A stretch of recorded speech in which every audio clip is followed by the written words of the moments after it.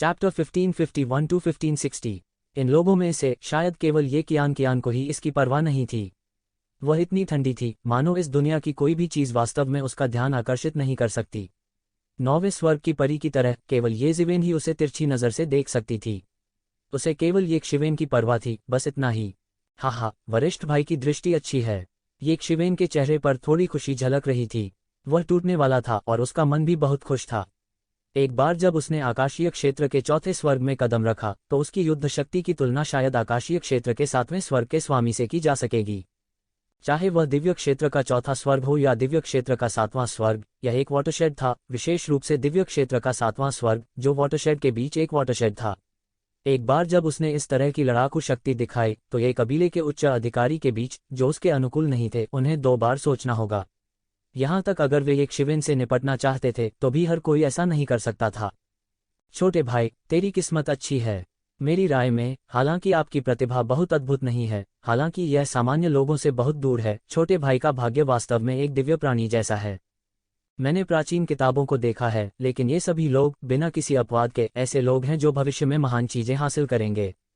ये क्वियोंग ने एक नज़र में ये ज़िवेन की स्थिति को देखा। ये क्वोंग ने एक नज़र में ये ज़िवेन की स्थिति को देखा।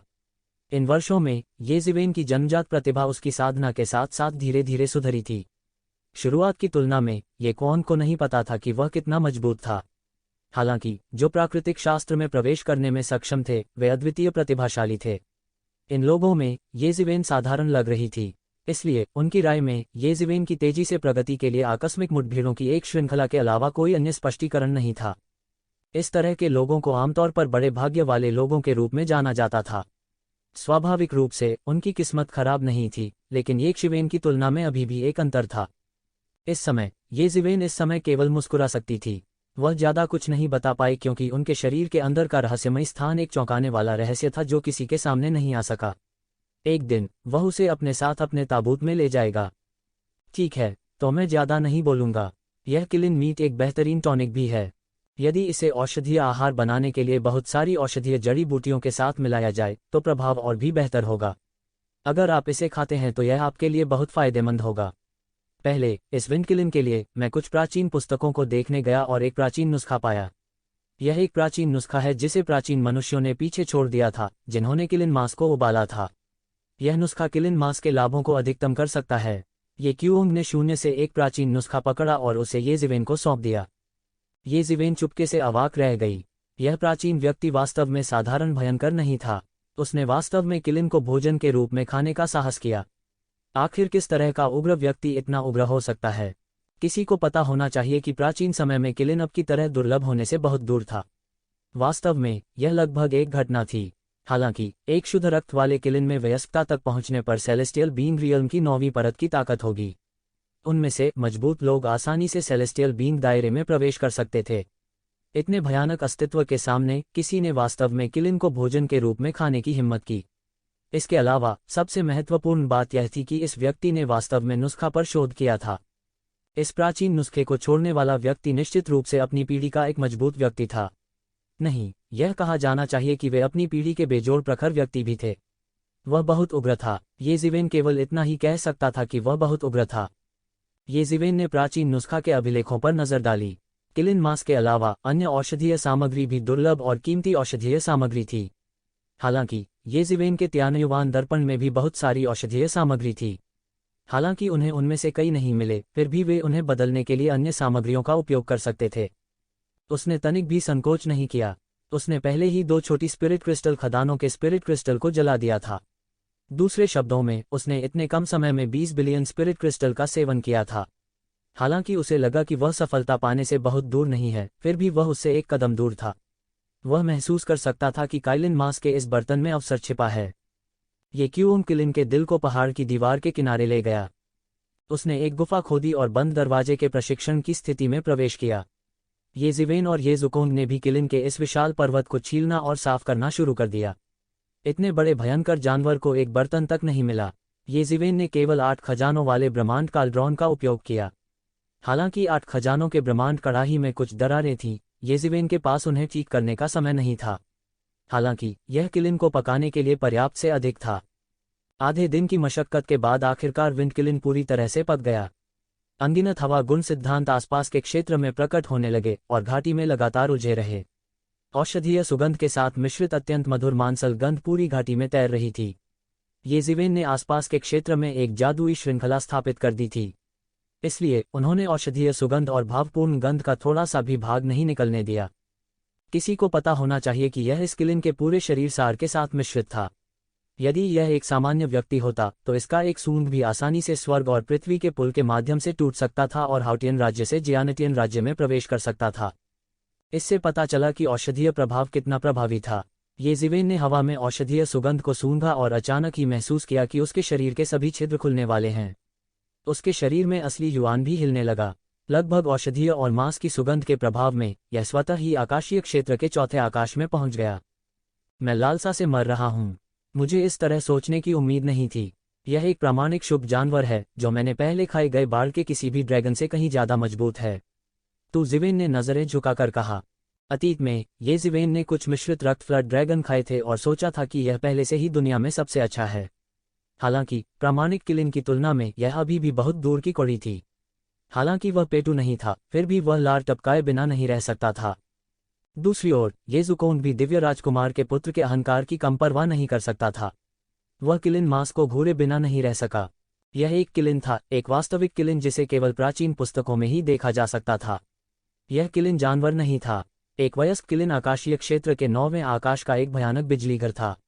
अगर कोई उन्हें मारना चाहता है तो उसे अपनी जान देकर कीमत चुकानी होगी। इसके अलावा अगर कोई उन्हें मारना भी चाहता है तो उसे मौजूदा किलिन को ढूंढना होगा। जल्दी करो और खाओ, मैं और इंतजार नहीं कर सकता। येज़िवेन ने तुरंत 8 खजाने वाले स्वर्ग और पृथ्वी के कालड्रॉन को पकड़ लिया जो एक बड़े बर्तन में बदल गया था और मांस के एक बड़े टुकड़े को फाड़ दिया। उसने एक टुकड़ा लिया और तुरंत महसूस किया कि यह अतुलनीय रूप से स्वादिष्ट था। उसका पूरा शरीर चमक रहा था। उसने केवल यह महसूस किया कि उसके शरीर में ची धीरे धीरे ऊपर उठ रही थी। जब से उन्होंने खेती करना शुरू किया तब से उनकी भोजन की आवश्यकता अच्छे भोजन की इच्छा तक ही सीमित थी। सामान्य परिस्थितियों में वह उस प्रकार के भोजन को नहीं छूता था। साधारण भोजन में उनकी रुचि जगाना भी कठिन था। हालांकि आज का किलिन अलग था। यह एक प्रामाणिक प्राचीन शुभ पशु था और इसे खाने से व्यक्ति की खेती भी बढ़ सकती है। बिल्कुल पर्याप्त, मुझे अभी भी एक इंसान की तरह बनना है, येज़िवेन ने भावुक होकर कहा। यदि ये क्यूओंग नहीं होता तो वह शायद सीधे उस स्थान पर किलिन जानवर के शरीर को कुचल देता और सीधे सभी रक्तसार को अवशोषित कर लेता। हालांकि यह विधि अधिक प्रत्यक्ष थी, लेकिन यह इस तरह खाना पकाने की तुलना कैसे कर सकती थी। इसके अलावा वह थोड़ा बहुत जानवर था। उसके बगल में 2 येज़ुकोंग और ये कियान भी तब तक खा रहे थे जब तक कि उनके मुंह से तेल नहीं टपकने लगा। उनके शरीर पर आभा बेकाबू लग रही थी, हलकों में बह रही थी। येज़िवेन पहले ही दिव्य लोक के 3रे स्तर के शिखर में प्रवेश कर चुकी थी। यह कहा जा सकता है कि वह पहले से ही शिखर पर था, इसलिए उसकी साधना बहुत सीमित थी, चाहे उसकी कितनी भी वृद्धि क्यों न हो। हालांकि ये दोनों अलग थे। उन्होंने अभी अभी दिव्य लोक के 6ठे स्तर में प्रवेश किया था और अभी भी बहुत सुधार की गुंजाइश थी। मूल रूप से वे नहीं जानते थे कि कितने स्पिरिट क्रिस्टल और इसमें कितना समय लगेगा। अब किलिन मांस के औषधीय प्रभाव के तहत उनकी खेती आसमान छू रही थी। कहा जा सकता है कि काफी समय बच गया। दोनों तब तक खाते रहे जब तक उन्हें लगा कि उनका शरीर अब और नहीं खा सकता। वे पूरी तरह से भरे हुए थे, इसलिए उन्होंने हार मान ली और जल्दी से पालथी मारकर बैठ गए। फिर उन्होंने इस विशाल शक्ति को परिष्कृत करना शुरू किया। यह कोई साधारण किलिन नहीं था। यह दिव्य क्षेत्र के 9वें स्तर का एक शक्तिशाली अस्तित्व था। सामान्य परिस्थितियों में उन चारों का एक साथ होना इस किलिन के लिए एक मैच नहीं होगा। इसके अलावा यह भगवान जाने कितने वर्षों तक जीवित रहा और इसकी शक्ति इतनी गहरी थी कि यह भयानक थी। येज़िवेन के खाना पकाने के बाद सारी शक्ति मांस में फैल गई थी। यदि यह एक सामान्य व्यक्ति होता तो वे इसे बिल्कुल भी सहन नहीं कर पाते। यह उनकी अपनी अत्याचारी शक्ति के कारण भी था कि वे इसे परिष्कृत कर सके। लेकिन फिर भी उन्होंने किलिन के मांस के केवल 1/4 से भी कम निगल लिया था। वे वास्तव में अब और नहीं खा सकते थे। आसमान छूती आध्यात्मिक क्यूई लगातार उनके छिद्रों से बाहर निकल रही थी। वे चाहते हुए भी इसे नियंत्रित नहीं कर सकते थे। अब ऐसा लगा कि वे बादलों को निगल रहे हैं और धुआं उगल रहे हैं। जब यह शक्ति पूरी तरह से परिष्कृत हो जाएगी तो वे शायद दिव्य लोक के 6ठे स्तर के शिखर में प्रवेश करने में सक्षम होंगे। यहां तक उनके लिए आकाशीय क्षेत्र के 7वें स्तर पर एक ही बार में पहुंचने की आशा भी थी। दूसरी तरफ येज़िवेन ने किलिन के शरीर के दूसरे हिस्से को निगल लिया था। उसने येज़ुकोंग और ये कियान के दोनों हिस्से खा लिए थे। कोई सोच सकता है कि वह इस समय किस तरह की स्थिति में था। उसे लगा जैसे उसका शरीर शक्ति से फट रहा हो, उसके शरीर की हर कोशिका को तोड़ रहा हो। यह ऐसा था जैसे उसका पूरा शरीर फटने और फिर भागने वाला हो। यहाँ तक उनके अत्याचारी शरीर से भी लगातार खून बह रहा था। उसकी रक्तवाहिकाएं दबकर फट गई थीं और रक्त भी औषधीय सुगंध से भरा हुआ था। वह पालथी मारकर बैठ गया और खेती करने के लिए अपनी आंखें बंद कर लीं। वह पहले ही दिव्यलोक के तीसरे स्तर के शिखर में प्रवेश कर चुका था। उसने 2 छोटी स्पिरिट क्रिस्टल वेंस और 20 बिलियन स्पिरिट क्रिस्टल भी निगल लिए थे। यह कहा जा सकता है कि उनका संचय अतुलनीय रूप से गहरा था। वह बस एक कदम दूर था और यह किलिन का औषधीय व्यंजन एक ऐसा अवसर था। बूम बूम बूम, येज़िवेन का पूरा शरीर भी लगातार एक जोरदार धमाके के साथ फट रहा था। हर बार जोर का धमाका होता था, ऐसा लगता था मानो दायरे की बाधा पर दरार आ गई हो। एक अज्ञात समय के बाद येज़िवेन ने आखिरकार एक भयानक आभा को बाहर करना बंद कर दिया। ऐसा इसलिए नहीं था क्योंकि वह रुक गया था, बल्कि इसलिए कि वह टूट गया था। आकाशीय क्षेत्र का चौथा स्तर। उसने अंततः दिव्य लोक के चौथे स्तर में प्रवेश कर लिया था। तो तुम यहाँ छिपे हुए थे। मुझे तुम्हें खोजने में बहुत समय लगा। येज़िवेन ने अभी अभी एक सफलता हासिल की थी। उसके पास सुखद आश्चर्य करने का समय भी नहीं था। अचानक शून्य से एक बर्फीली आवाज आई। सर्दी जैसी ठंड थी। अचानक येज़िवेन चौंक कर उठी। तो तुम यहाँ छिपे हुए थे। तुम्हें ढूंढने में मुझे बहुत समय लगा। ये कौन? येज़िवेन ने अपने पूरे शरीर में रोंगटे खड़े महसूस किए। उन्हें उम्मीद नहीं थी कि ये कौन वास्तव में यहाँ दिखाई देंगे। अचानक न केवल येज़िवेन बल्कि ये ज़ुकोन, ये कियान और ये क्यूओंग भी तुरंत सतर्क हो गए। हालांकि वे सभी किलिन मास या किलिन हृदय को परिष्कृत करने के लिए बंद कमरे में प्रशिक्षण ले रहे थे। यदि वे इस समय स्वयं को बाहर आने के लिए विवश करते हैं तो यह उनके पिछले सभी प्रयासों को व्यर्थ करने के समान होगा। पहले येज़िवेन की तरह बंद दरवाजे के प्रशिक्षण से जबरन बाहर आने का परिणाम यह था कि मूल रूप से वह तोड़ने से थोड़ा ही दूर था, लेकिन अंत में यह उनके पिछले सभी प्रयासों को बर्बाद करने के समान था। यदि तुम वह नहीं लेते जो स्वर्ग तुम्हें देता है तो तुम कष्ट भोगोगे। पहले हटो मत, मुझे बाहर जाकर उससे मिलने दो, येज़िवेन ने तुरंत कहा। जैसे ही वह आगे बढ़ा, अचानक कर्कश आवाजें सुनाई दी, मानो उसके पूरे शरीर का अचानक पुनर्जन्म हो गया हो। सिर से पांव तक उसका पूरा शरीर कीमती दवा की खुशबू से महक रहा था, किलिन मांस की गंध के साथ मिश्रित। येज़िवेन ने औषधीय व्यंजनों के बचे हुए आधे बर्तन को तुरंत पकड़ लिया और सीधे तियान्युवान मिरर में ले गई। फिर उसने धीरे धीरे व्यूह रचना खोली और घाटी से बाहर उड़ गया। शून्य में उन्होंने आकाश को सहारा देने वाले स्तंभ के समान शून्य में एक आकृति खड़ी देखी। उसकी आंखें बर्फ की तरह ठंडी थीं, उस घाटी को देख रही थी जहां येज़िवेन और अन्य लोग थे। येज़िवेन को बाहर आते देख उसके चेहरे पर कुछ आश्चर्य के भाव दिखाई दिए। ऐसा लग रहा था कि वो येज़िवेन में भारी बदलावों को भी महसूस कर सकता है। वास्तव में एक अंधा व्यक्ति भी येज़िवेन में भारी परिवर्तन देख सकता था। येज़िवेन, जो अभी अभी टूटा था, उसके पास अपने दायरे को मजबूत करने का समय नहीं था। सिर से पांव तक उसका पूरा शरीर किलिन मांस और कीमती दवा की सुगंध के साथ मिश्रित होकर अभी अभी टूटने की अस्थिर आभा का उत्सर्जन कर रहा था। एक पल के लिए यह एक शुभ शगुन की तरह था। धुंध के साथ उड़ते हुए उसका पूरा व्यक्तित्व वास्तव में अमर के दायरे में एक व्यक्ति की तरह लग रहा था। क्या तुमने वह किलिन पहले ही खा ली है? ये कहते ही ये कून का रंग अचानक बदल गया। इस परिणाम के बारे में सोचते हुए उसकी आंखों में एक तेज रोशनी कौंधी और येज़िवेन की ओर चली। उसके लिए विंड क्विलिन लगभग बैग में था। हालांकि उसने पहले ही रास्ते में इस परिणाम के बारे में सोच लिया था, लेकिन जब उसने वास्तव में इसे देखा तब भी वह क्रोधित हुए बिना नहीं रह सका।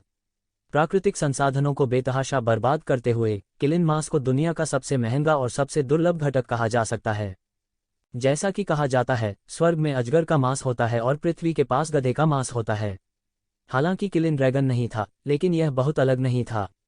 इसे करने के लिए यह सोचकर उसके हृदय में एक अकथनीय आग का उदय हुआ। यह सोचकर उसके दिल में एक अकथनीय आग। अभी भी कुछ बचा हुआ होना चाहिए, है ना? कम से कम आपके लिए कुछ बचा है। येज़िवेन ने ये कून को देखते हुए उपहास किया और कहा, साथ ही वह अपने खेती के स्तर को स्थिर करने और कुछ समय के लिए रुकने की कोशिश करने के लिए लगातार शेष औषधीय प्रभाव को परिष्कृत कर रहा था। ये जिटो को समेकन करने के लिए ये कून को 220 और 22222 था। हाँ, और येज़िवेन, जिसने अभी अभी आकाशीय क्षेत्र के चौथे आकाश में प्रवेश किया था, के पास अपनी साधना को स्थिर करने का समय नहीं था। भले ही उसने आकाशीय क्षेत्र के चौथे आकाश में प्रवेश किया हो, फिर भी उसके पास ये कून से लड़ने का आत्मविश्वास नहीं था। हाँ, भले ही वह पहले से ही दिव्य क्षेत्र के चौथे आकाश में प्रवेश कर चुका हो, उसकी युद्ध शक्ति दिव्य क्षेत्र के 7वें आकाश से कम नहीं थी। लेकिन फिर भी जब ये कून का सामना करना पड़ा, जो पहले से ही आकाशीय दायरे के 7वें आसमान के शिखर में प्रवेश कर चुका था, तब भी उसके पास ज्यादा आत्मविश्वास नहीं था। लेकिन अंतर यह था कि पहले ये जीवेन को खुद को बचाने का इतना भरोसा नहीं था, लेकिन अब यह खुद को बचाने के लिए काफी था। ये कून का सामना करते समय यह उनके आत्मविश्वास का मौलिक आधार भी था। मुझे लगता है कि तुम मौत को दावत दे रहे हो। ये कून की अभिव्यक्ति बदसूरत थी, जैसे कि वह ये जीवेन से नाराज हो गया हो। क्या तुम सच में सोचते हो कि मैं तुम्हें नहीं मारूंगा? इस तथ्य से मूर्ख मत बनो कि तुम्हारे परिवार में बहुत से लोग तुम्हारी रक्षा कर रहे हैं और तुम पर नजर रख रहे हैं। मेरी नज़रों में तुम कुछ भी नहीं, तुम जैसे लोग घास फूस की तरह होते हैं। यदि आप एक बैच को काट देते हैं तो दूसरा बैच बढ़ जाएगा। तुम कुछ भी नहीं हो। उद्धरण चिन्ह। हम मातम हैं, क्या तुम एक जैसे नहीं हो? जब तुम हमें मातम समझकर उपहास करते हो, क्या तुमने कभी सोचा है कि तुम अपने आप से बेहतर नहीं हो? ये जीवेन ने ठंडेपन से कहा, तुम एक प्रतिभाशाली हो। आप मेरे साथ तुलना कैसे कर सकते हैं? मैं भाग्य का पुत्र हूं और अभी या बाद में मैं ये परिवार पर शासन करूंगा। केवल मेरे नेतृत्व में ये परिवार वैभव और समृद्धि के मार्ग पर चल सकता है, और अब की तरह नहीं जहां वान परिवार भी हमें धमकाने की हिम्मत करता है। ये कून ने उदासीनता से कहा, उनका लहजा अतुलनीय रूप से आश्वस्त था। उस तरह के आत्मविश्वास ने उसे येज़िवेन और अन्य लोगों की ओर देखा जैसे कि वह चींटियों को देख रहा हो। और ये परिवार ऐसा इसलिए बन गया है क्योंकि आप जैसे बहुत सारे लोग हैं। इस परिवार को केवल एक आवाज की जरूरत है, और यह आवाज भविष्य में मेरी होगी। मेरे नेतृत्व में ही ये परिवार फिर से उठ सकता है। न केवल आप ये परिवार की मदद नहीं कर सकते, बल्कि आप कदम बढ़ाने वाले पत्थर भी हैं। न केवल आप ये परिवार की मदद नहीं कर सकते, बल्कि आप परिवार के बचे हुए भाग्य को भी विभाजित करना चाहते हैं। यह बिल्कुल मौत के लायक अपराध है। मौत के लायक अपराध। ये जीवेन हंसा, लेकिन वह बिल्कुल भी नाराज नहीं था। उनकी राय में ये कून बस पागल था। ये कून हर किसी को एक बाधा के रूप में मानते थे, और यहाँ तक कि परिवार को एक व्यक्ति की सेना में बदलना चाहते थे। यह आइडिया अपने आप में बेहद खतरनाक था। हालांकि एक बुद्धिमान नेता किसी संगठन को उसके शिखर तक पहुंचा सकता है, लेकिन वह किसी संगठन को पूरी तरह से नष्ट भी कर सकता है। ये परिवार में एक भी शब्द चाहना बहुत खतरनाक था। यहाँ तक कि भगवान भी इस बात की गारंटी नहीं दे सकता था कि वह गलती नहीं करेगा। यह अपने आप में एक असंभव बात थी। ये क्लान की वर्तमान प्रणाली ने शक्ति संतुलन सुनिश्चित किया। हालांकि यह सबसे अच्छी प्रणाली नहीं थी, यह सबसे खराब भी नहीं थी। इस माहौल में जहां प्रतिस्पर्धा और सहयोग था, ये क्लान की प्रतिस्पर्धात्मकता की गारंटी दी जा सकती थी। यह सबसे अच्छी प्रणाली थी जो अनगिनत वर्षों के संघर्ष के बाद विकसित हुई थी। ये कून वास्तव में इस व्यवस्था को उखाड़ फेंकना चाहते थे, जब तक उसकी ताकत भयावह स्तर तक नहीं पहुंच जाती, अन्यथा यह असंभव होता। बस इसके बारे में सोचना पहले से ही बहुत खतरनाक था। ये कून वास्तव में उनके नाम के योग्य थे। मैं अब तुम्हारे साथ बकवास नहीं करना चाहता। ये क्यों नीचे है ना? ये कून ने ये जीवेन की ओर देखा और शांति से कहा। यह ऐसा था जैसे वह व्यक्ति जिसने अभी क्षण भर पहले उन अहंकारी शब्दों को कहा था, वह नहीं था। मुझे पता है कि आप अपने दायरे को मजबूत करने के लिए इस अवसर का लाभ उठाना चाहते थे, जिसके बारे में बोलते हुए मैंने आपको कम आंका। मुझे उम्मीद नहीं थी कि आप इतने कम समय में इतनी प्रगति करेंगे, लेकिन यह बेकार है। सामने मैं, तुम मेरे लिए कोई मैच नहीं हो। भले ही तुम अपने दायरे को मजबूत कर लो, फिर भी तुम मेरे लिए कोई मुकाबला नहीं हो। आपकी सबसे बड़ी समस्या आपकी उम्र है। अगर मैं आपको कुछ और साल देता हूं तो आप एक मजबूत प्रतिद्वंद्वी बन सकते हैं, लेकिन आपके पास यह मौका नहीं होगा। मैंने आपको पहले मौका दिया था। अगर तुम आज्ञाकारी ढंग से किलिन के दिल को सौंप दोगे और मुझे ये क्यों के भाग्य को काटने दो, तो मैं तुम्हें जीवित रहने दूंगा। लेकिन किसने सोचा होगा कि आप इतने कृतघ्न होंगे? आगे जो होगा उसके लिए मुझे दोष मत दो। ये कून ने अपनी आंखें सिकोड़ लीं और कहा, तो हमें आपको धन्यवाद देना है। ये शीवेन को समझ नहीं आ रहा था कि हंसूं या रोऊं। यह कैसा तर्क था? वह उन्हें किलिन के दिल से लूटना चाहता था, लेकिन अब वह चाहता था कि वे उसका शुक्रिया अदा करें। ऐसी तार्किक सोच कोई अहंकारी व्यक्ति ही सोच सकता है। बकवास बांध कर, यदि आप किलिन का दिल चाहते हैं तो देखते हैं कि आप पहले मुझे पार कर सकते हैं या नहीं।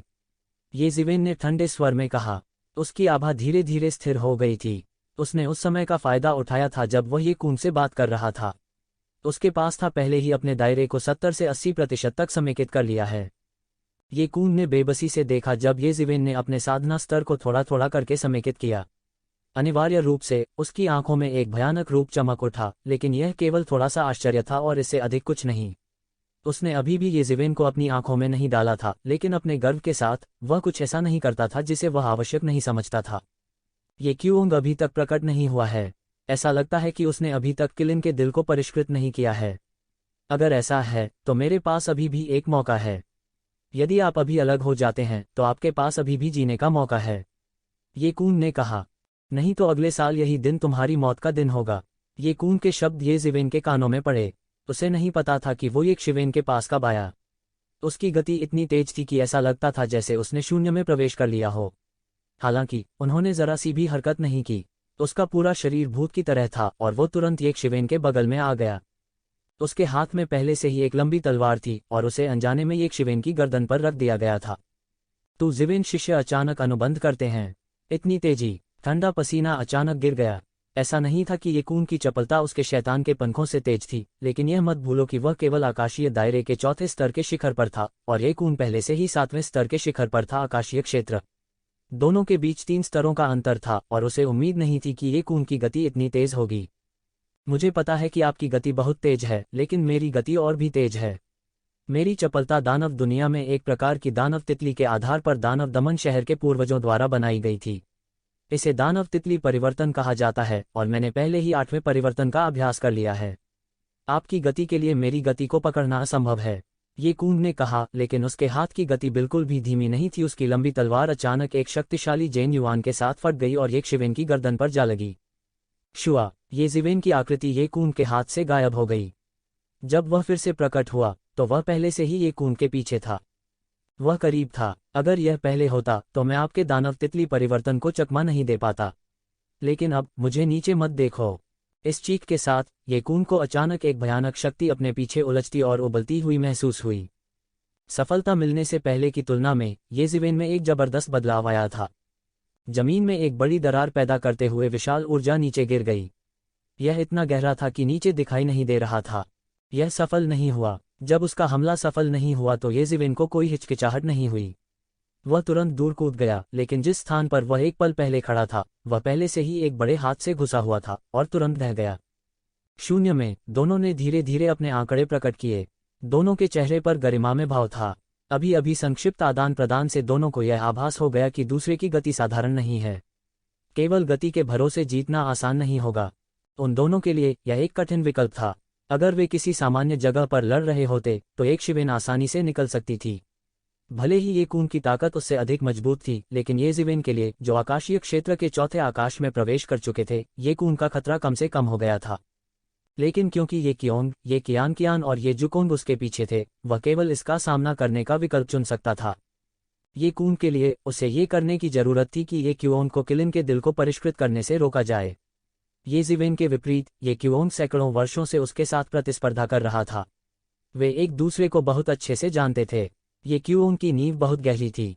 एक बार जब उसे आकाशीय क्षेत्र के 7वें आसमान में प्रवेश करने का अवसर मिला तो वह जल्द ही ये कून की खेती को पकड़ लेगा। एक स्तर के अंतर को नीचे मत देखो। वास्तव में उन दोनों के लिए यह केवल आधा कदम का अंतर था। यही कारण था कि वह ये कियोंग की किस्मत को काट देना चाहता था और उसे किलिन के दिल को शुद्ध करने से रोकना चाहता था। शायद ये कियोंग के पास भविष्य में आकाशीय क्षेत्र के 7वें आसमान में प्रवेश करने का एक रास्ता होगा, लेकिन कट ऑफ किस्मत एक अंतर पैदा करेगी और अंततः ढह जाएगी। यदि तुम वह नहीं लेते जो स्वर्ग ने तुम्हें दिया है, तो अंत में तुम अव्यवस्था से पीड़ित हो जाओगे। एक बार जब आप कुछ अवसर खो देते हैं तो आप उन्हें दोबारा नहीं पाएंगे। इसलिए वह ये कियोंग को किलिन के दिल को परिष्कृत करने की अनुमति बिल्कुल नहीं दे सकता था। इस बार वह ये कियोंग की योजना को पहले से जानता था ताकि वह एक लक्षित जाल स्थापित कर सके। हालांकि ये जिवेन ने अंत में उसकी योजना को विफल कर दिया था। अगली बार ये कियोंग निश्चित रूप से अधिक सावधान रहेगा और आसानी से उसे अपनी योजना के बारे में नहीं बताएगा।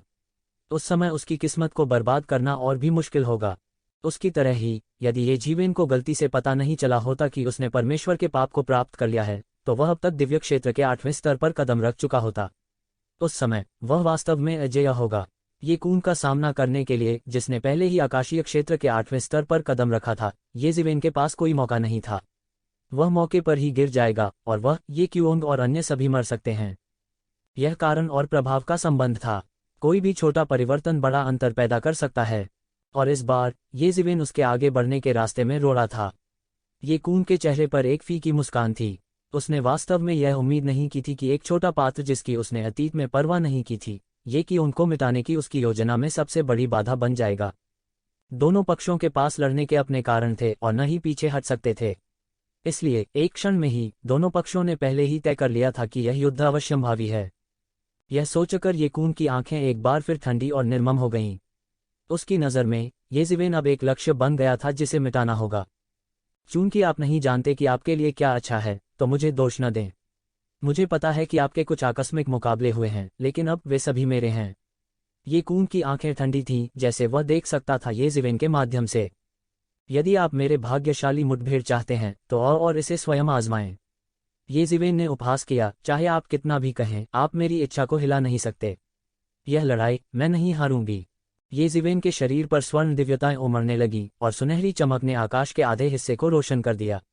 दूर से वह एक स्वर्ण देवता, बहादुर और अजेय जैसा दिखता था। इतने मजबूत दुश्मन के सामने ये ज़िवेन ने पीछे हटने की हिम्मत नहीं की।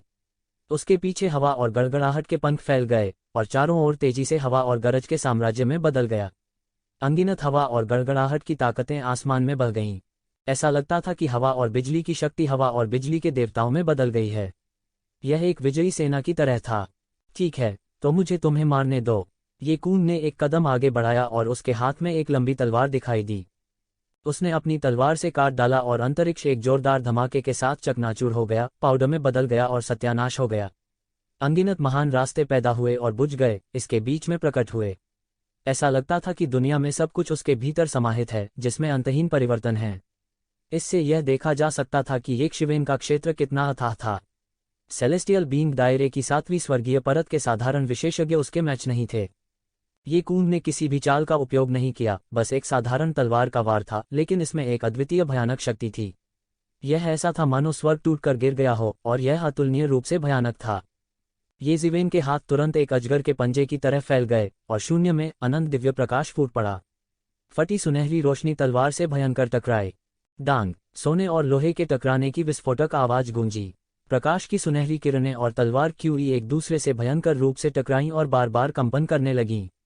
अंतरिक्ष में हिंसक रूप से उतार चढ़ाव आया, जैसे कि वह गहरी नींद में हो। फिर यह अचानक एक जोरदार धमाके के साथ फट गया, जैसे कि वह इस भयानक शक्ति को समायोजित करने में पूरी तरह से असमर्थ हो। फाड़ना। एक पल में सुनहरी रोशनी जिसे ये ज़िवेन ने फाड़ दिया था, वह मौके पर ही खुल गई और ये कून की तलवार की रोशनी ने अपनी गति नहीं खोई और एक बार फिर ये ज़िवेन की ओर फिसल गई। ये ज़िवेन ने एक बार फिर से एक मुक्का मारा और बढ़ती मुट्ठी ऊर्जा एक बार फिर तलवार की रोशनी से टकरा गई। बूम! ये ज़िवेन की मुट्ठी की ऊर्जा के सामने तलवार क्यों पूरी तरह से ढह गई और सीधे एक दिव्य प्रकाश में बदल गई, जिसने आकाश को भर दिया और धुएं के गुबार में गायब हो गई। अंत में यह तलवार ये ज़िवेन के शरीर पर नहीं गिरी। हालांकि ये ज़िवेन का रंग अधिक से अधिक गरिमा में हो गया था। अभी अभी दोनों पक्ष आमने सामने टकराए थे और नतीजा यह हुआ कि एक शिवेन एक नुकसानदेह स्थिति में आ गई थी। हालांकि अंत में तलवार उसके सामने नहीं दौड़ी, लेकिन ये कून की तलवार के हमले की शक्ति ने ये ज़िवेन को इसका विरोध करने के लिए 2 चालों का उपयोग करने की आवश्यकता थी। अभी ये ज़िवेन ने केवल अपनी साधना को समेकित किया था और ये क्यूओन के सामने, जो आकाशीय क्षेत्र के 7वें आसमान की चोटी पर चढ़ गया था, वह अभी भी बहुत भोला दिखाई दे रहा था। यह सब पलक झपकते ही हो गया और जैसे ही ये ज़िवेन ने तलवार क्यूई को नष्ट कर दिया था, ये कून के हमले की अगली लहर हिंसक रूप से ये ज़िवेन की ओर बढ़ी। ये ज़िवेन को नहीं पता था कि यह किस प्रकार की तलवारबाजी है, लेकिन तलवार क्यूई तुरंत नीचे चली गई और तलवारबाजी का एक साम्राज्य बन गया, जिसने आकाश को ढक लिया और तलवार की रोशनी हर जगह एक तलवार का जाल बना दिया, जिसने तुरंत ये ज़िवेन को घेर लिया। ये ज़िवेन का सामना करते हुए ये कून ने किसी भी तकनीक का उपयोग करने की योजना नहीं बनाई और केवल ये ज़िवेन को दबाने के लिए अपनी अत्याचारी ताकत पर भरोसा किया। उनकी महत्वाकांक्षा छोटी नहीं थी। तलवार की रोशनी से भरे इस आकाश का सामना करते हुए ये ज़िवेन की आंखें मशाल की तरह थीं और उसका बड़ा हाथ सीधे फैल गया और तुरंत तलवार की रोशनी के शून्य की ओर पकड़ लिया। डांग! एक जोर की दहाड़ गूंजी। ये ज़िवेन का बड़ा हाथ शून्य में तलवार की रोशनी से जमकर टकराया और आकाश अचानक बिखर गया, मानो ब्रह्मांड ढह रहा हो और आकाश ढह रहा हो। यह मंजर बेहद भयानक था और आम लोग इस तरह के खौफ की कल्पना भी नहीं कर पाएंगे। जब यह गड़गड़ाहट की शक्ति नीचे घाटी पर गिरी, तो अनंत देव प्रकट हुए और इस शक्ति को पूरी तरह से घेर लिया। Thump thump thump! इस अराजक स्थिति में ये ज़िवेन कुछ कदम पीछे हटे और अंत में यह शक्ति भंग हो गई। उसकी अभिव्यक्ति अधिक से अधिक गंभीर हो गई, लेकिन उसकी आंखों में कोई क्रोध नहीं था, जैसे कि वह एक रोबोट बन गया हो, और उसकी आंखों में केवल शीतलता और निर्ममता थी। वह पहले से ही स्पष्टता की स्थिति में प्रवेश कर चुका था और वह बहुत स्पष्ट था कि इस तरह के एक मजबूत दुश्मन के सामने जब तक कि थोड़ी सी चूक हुई, वह मौके पर ही मर सकता था। हर चीज का हिसाब लगाकर ही वह इस दुश्मन को रोकने का मौका पा सकता था। लेकिन सौभाग्य से आखिरकार वह पहले ही आकाशीय क्षेत्र के 4थे आकाश में प्रवेश कर चुका था, वरना उसके पास लड़ने की ताकत भी नहीं होती। यह बेकार है, मेरी ताकत के सामने तुम। बस काफी नहीं हो, ये कूंग एक भगवान की तरह ठंडे और निर्दयी थे। कोई अहंकार नहीं था, केवल सबसे सीधा आत्मविश्वास था। उसका बड़ा हाथ शून्य की ओर पकड़ लिया और अचानक शून्य पानी की तरह उबलने लगा, और फिर कई तलवार सिद्धांत सीधे उसके शरीर के चारों ओर तलवार के सिद्धांतों का एक साम्राज्य बनाते हुए मौके पर प्रकट हुए। ये ज़िवेन मुंह भर ठंडी हवा लेने के अलावा और कुछ नहीं कर सकती थी। ये कून की खेती और तलवारबाजी की समझ वास्तव में भयानक थी। इसके अलावा सबसे महत्वपूर्ण बात यह थी कि ये कून तलवार की खेती करने वाले नहीं थे। भले ही वह तलवार चलाने वाला नहीं था, फिर भी वह तलवारबाजी को इतनी हद तक समझने में सक्षम था। उसने केवल तलवार की तकनीक का उपयोग करना छोड़ दिया और सीधे तलवार के रास्ते के नियमों को प्रकट किया। कानून शून्य में प्रकट हुए और वे असामान्य रूप से गूढ़ और गहन थे। दृश्य अत्यंत भयानक लग रहा था। मैं देखना चाहता हूं कि आप मेरे डोमेन में किस हद तक सामना कर सकते हैं। ये कून ने ठंड से सूंघ लिया और उसके बड़े हाथ ने सीधे तलवार के सिद्धांत को पकड़ लिया, इसे एक तेज तलवार में बदल दिया, जो बिजली की तरह आसमान से टूट गई और तुरंत उसे बाहर फेंक दिया। स्विश! तेज भेदी ध्वनि के साथ तलवार सिद्धांतों द्वारा बनाई गई यह तेज तलवार तुरंत आकाश में छेद कर गई, विशाल आकाश को भयंकर रूप से तोड़ते हुए, और ये ज़िवेन के चेहरे की ओर बढ़ गई। यह तेज और अत्यावश्यक था, बिजली की तरह तेज। एक पल में यह पहले से ही शून्य से टूट गया था और सीधे कट गया। ये ज़िवेन ने अपनी आंखें टेढ़ी कर लीं और अचानक उन्हें खोल दिया। उसके शरीर में एक हिंसक शक्ति व्याप्त हो रही थी। उसने अपने हाथ उसके सामने फैला दिए और एक अटूट जैन युआन ने उसके सामने एक विशाल क्यूई दीवार बना दी। यह एक जोर की गड़गड़ाहट के साथ उठा और उसमें उसकी रक्षा की। उसी समय उसके चारों ओर हवा और गरज की शक्ति हवा और गरज के देवताओं में बदल गई। विजयी सेना तलवार की ओर बढ़ी। बूम! तलवार ताओ के कानून से परिवर्तित इस तेज तलवार ने सीधे आकाश में एक विशाल अंतर को फाड़ते हुए सीधे आकाश में विजयी सेना को गिरा दिया। यह अद्वितीय शक्ति के साथ नष्ट हो गया और ये ज़िवेन द्वारा स्थापित की गई क्यूई दीवार में जमकर पटक दिया। बूम! एक धमाके के साथ क्यूई दीवार जिसे ये ज़िवेन ने फैलाया था तुरंत पराजित हो गई। यह बिल्कुल भी मैच नहीं था और केवल ब्लॉक करने में एक क्षणिक भूमिका निभा सकता था। तोड़ना! ये ज़िवेन चिल्लाया और एक मुक्का मारा। भयानक मुट्ठी ऊर्जा तुरंत बढ़ी और ऊर्जा की एक विशाल धार बह गई। बूम! ये ज़िवेन की मुक्के और तलवार की रोशनी आपस में जमकर टकराए। धातु के टकराने की आवाज जैसा भयानक विस्फोट गूंज उठा। अनंत ऊर्जा तरंगें फूट पड़ीं और अनंत शून्य मौके पर बिखर गया। कई सिद्धांत प्रकट हुए और मौके पर बिना किसी निशान के गायब हो गए। एक तरह से दोनों के बीच की लड़ाई पहले से ही दोनों पक्षों के कानूनों की लड़ाई थी। कहा जा सकता है कि दोनों पक्षों के दायरे एक अकल्पनीय दायरे में पहुंच गए हैं। Drip drip! ये ज़िवेन की सुनहरी त्वचा से खून की बूंदें टपक रही थीं। उनकी मुट्ठी को खूनी गड़बड़ कहा जा सकता है। इस अद्भुत तलवार के प्रकाश से कट गया। यह सत्ता से नहीं बल्कि तलवार के सिद्धांत से काटा गया था। यहाँ तक ये ज़िवेन का अत्याचारी शरीर भी घायल होने के भाग्य से नहीं बच सका। ऐसा इसलिए था क्योंकि वह एक अत्याचारी शरीर था। यदि यह एक सामान्य व्यक्ति होता तो तलवार की वह रोशनी उसे पूरी तरह से घायल कर सकती थी। ये ज़िवेन के लिए यह एक अभूतपूर्व शक्तिशाली गुरु था, एक शक्तिशाली प्रतिद्वंद्वी जो उसके जीवन को खतरे में डालने के लिए पर्याप्त था, लेकिन वह पीछे नहीं हट सकता था। उसके शरीर में एक फीनिक्स की धीमी आवाज थी और क्यूई की एक धारा उसकी मुट्ठी पर घाव की मरम्मत कर रही थी। ये कून की अभिव्यक्ति ठंडी और निर्मम थी। उसने तलवार के दूसरे सिद्धांत को पकड़ लिया और उसे एक तेज तलवार में बदल दिया। उसने एक कदम आगे बढ़ाया और ये ज़िवेन के सामने पटक दिया। उसके हाथों में एक साधारण चाल थी, लेकिन उसमें एक महान शक्ति थी जो दुनिया को नष्ट कर सकती थी। यह एक तलवार का प्रहार था जो प्रकृति के काम को उत्कृष्ट बनाता था। इसमें तलवार की तकनीक का लेशमात्र भी निशान नहीं था और यह चालों के परिवर्तनों का पालन नहीं करता था। यह असीम शक्ति के साथ दुर्घटनाग्रस्त हो गया। हालांकि ये ज़िवेन के रंग में कोई बदलाव नहीं आया। उसके हाथ में एक बड़ी तलवार दिखाई दी और उसके शरीर से एक शक्तिशाली जैन युआन निकली। एक सामान्य व्यक्ति की तुलना में उसका जैन युआन कई गुना अधिक शक्तिशाली था, इसलिए वह किसी भी तरह के उपभोग से नहीं डरता था। बूम! एक भयानक विस्फोट की आवाज सुनाई दी और एक विशाल तलवारची बह गई। ये कून की तलवारची अधिक से अधिक भयानक होती जा रही थी, मानो वह सब कुछ काट देने वाली थी। ये ज़िवेन के हाथ की चोट और भी गंभीर हो गई थी। इस टक्कर में उन्हें उड़कर मौके पर ही भेज दिया गया। ये कून के चौतरफा हमले के सामने खेती के स्तर के मामले में ये ज़िवेन घाटे में थी। अगर वह स्वर्ग के दायरे के 7वें आसमान पर होता, भले ही उसने स्वर्ग के दायरे के 7वें आसमान में कदम रखा होता, तो स्थिति पूरी तरह से अलग होती। कभी कभी वह अपने युद्ध कौशल के साथ क्षेत्र में असमानता के लिए तैयार हो सकता था, लेकिन कभी कभी यह उसे एक घातक नुकसान पहुंचाता था। टकराना टकराना टकराना! ये ज़िवेन को लगातार उड़ते हुए भेजा गया था और एक पल में वे पहले ही हजारों वार कर चुके थे। दोनों पक्षों के बीच आदान प्रदान का उतार चढ़ाव अधिक से अधिक तीव्र होता जा रहा था। जैसे जैसे आदान प्रदान जारी रहा, येज़िवेन के शरीर पर अधिक से अधिक घाव दिखाई देने लगे। भले ही उसके पास सोने का पानी चढ़ा हुआ अत्याचारी रूप हो, लेकिन तलवार दाव कानूनों के सामने, जो तेज तलवारों में तब्दील हो गए थे, फिर भी वह हमला किए जाने से नहीं बच सका। उसके शरीर पर देवताओं को काट दिया गया था और तलवार दाव कानून उसके शरीर पर कहर बरपा रहे थे। यहाँ तक कि देवता भी उसके घावों को नहीं ढक सकते थे और हवा के संपर्क में आने पर उसका मांस उजागर हो गया था।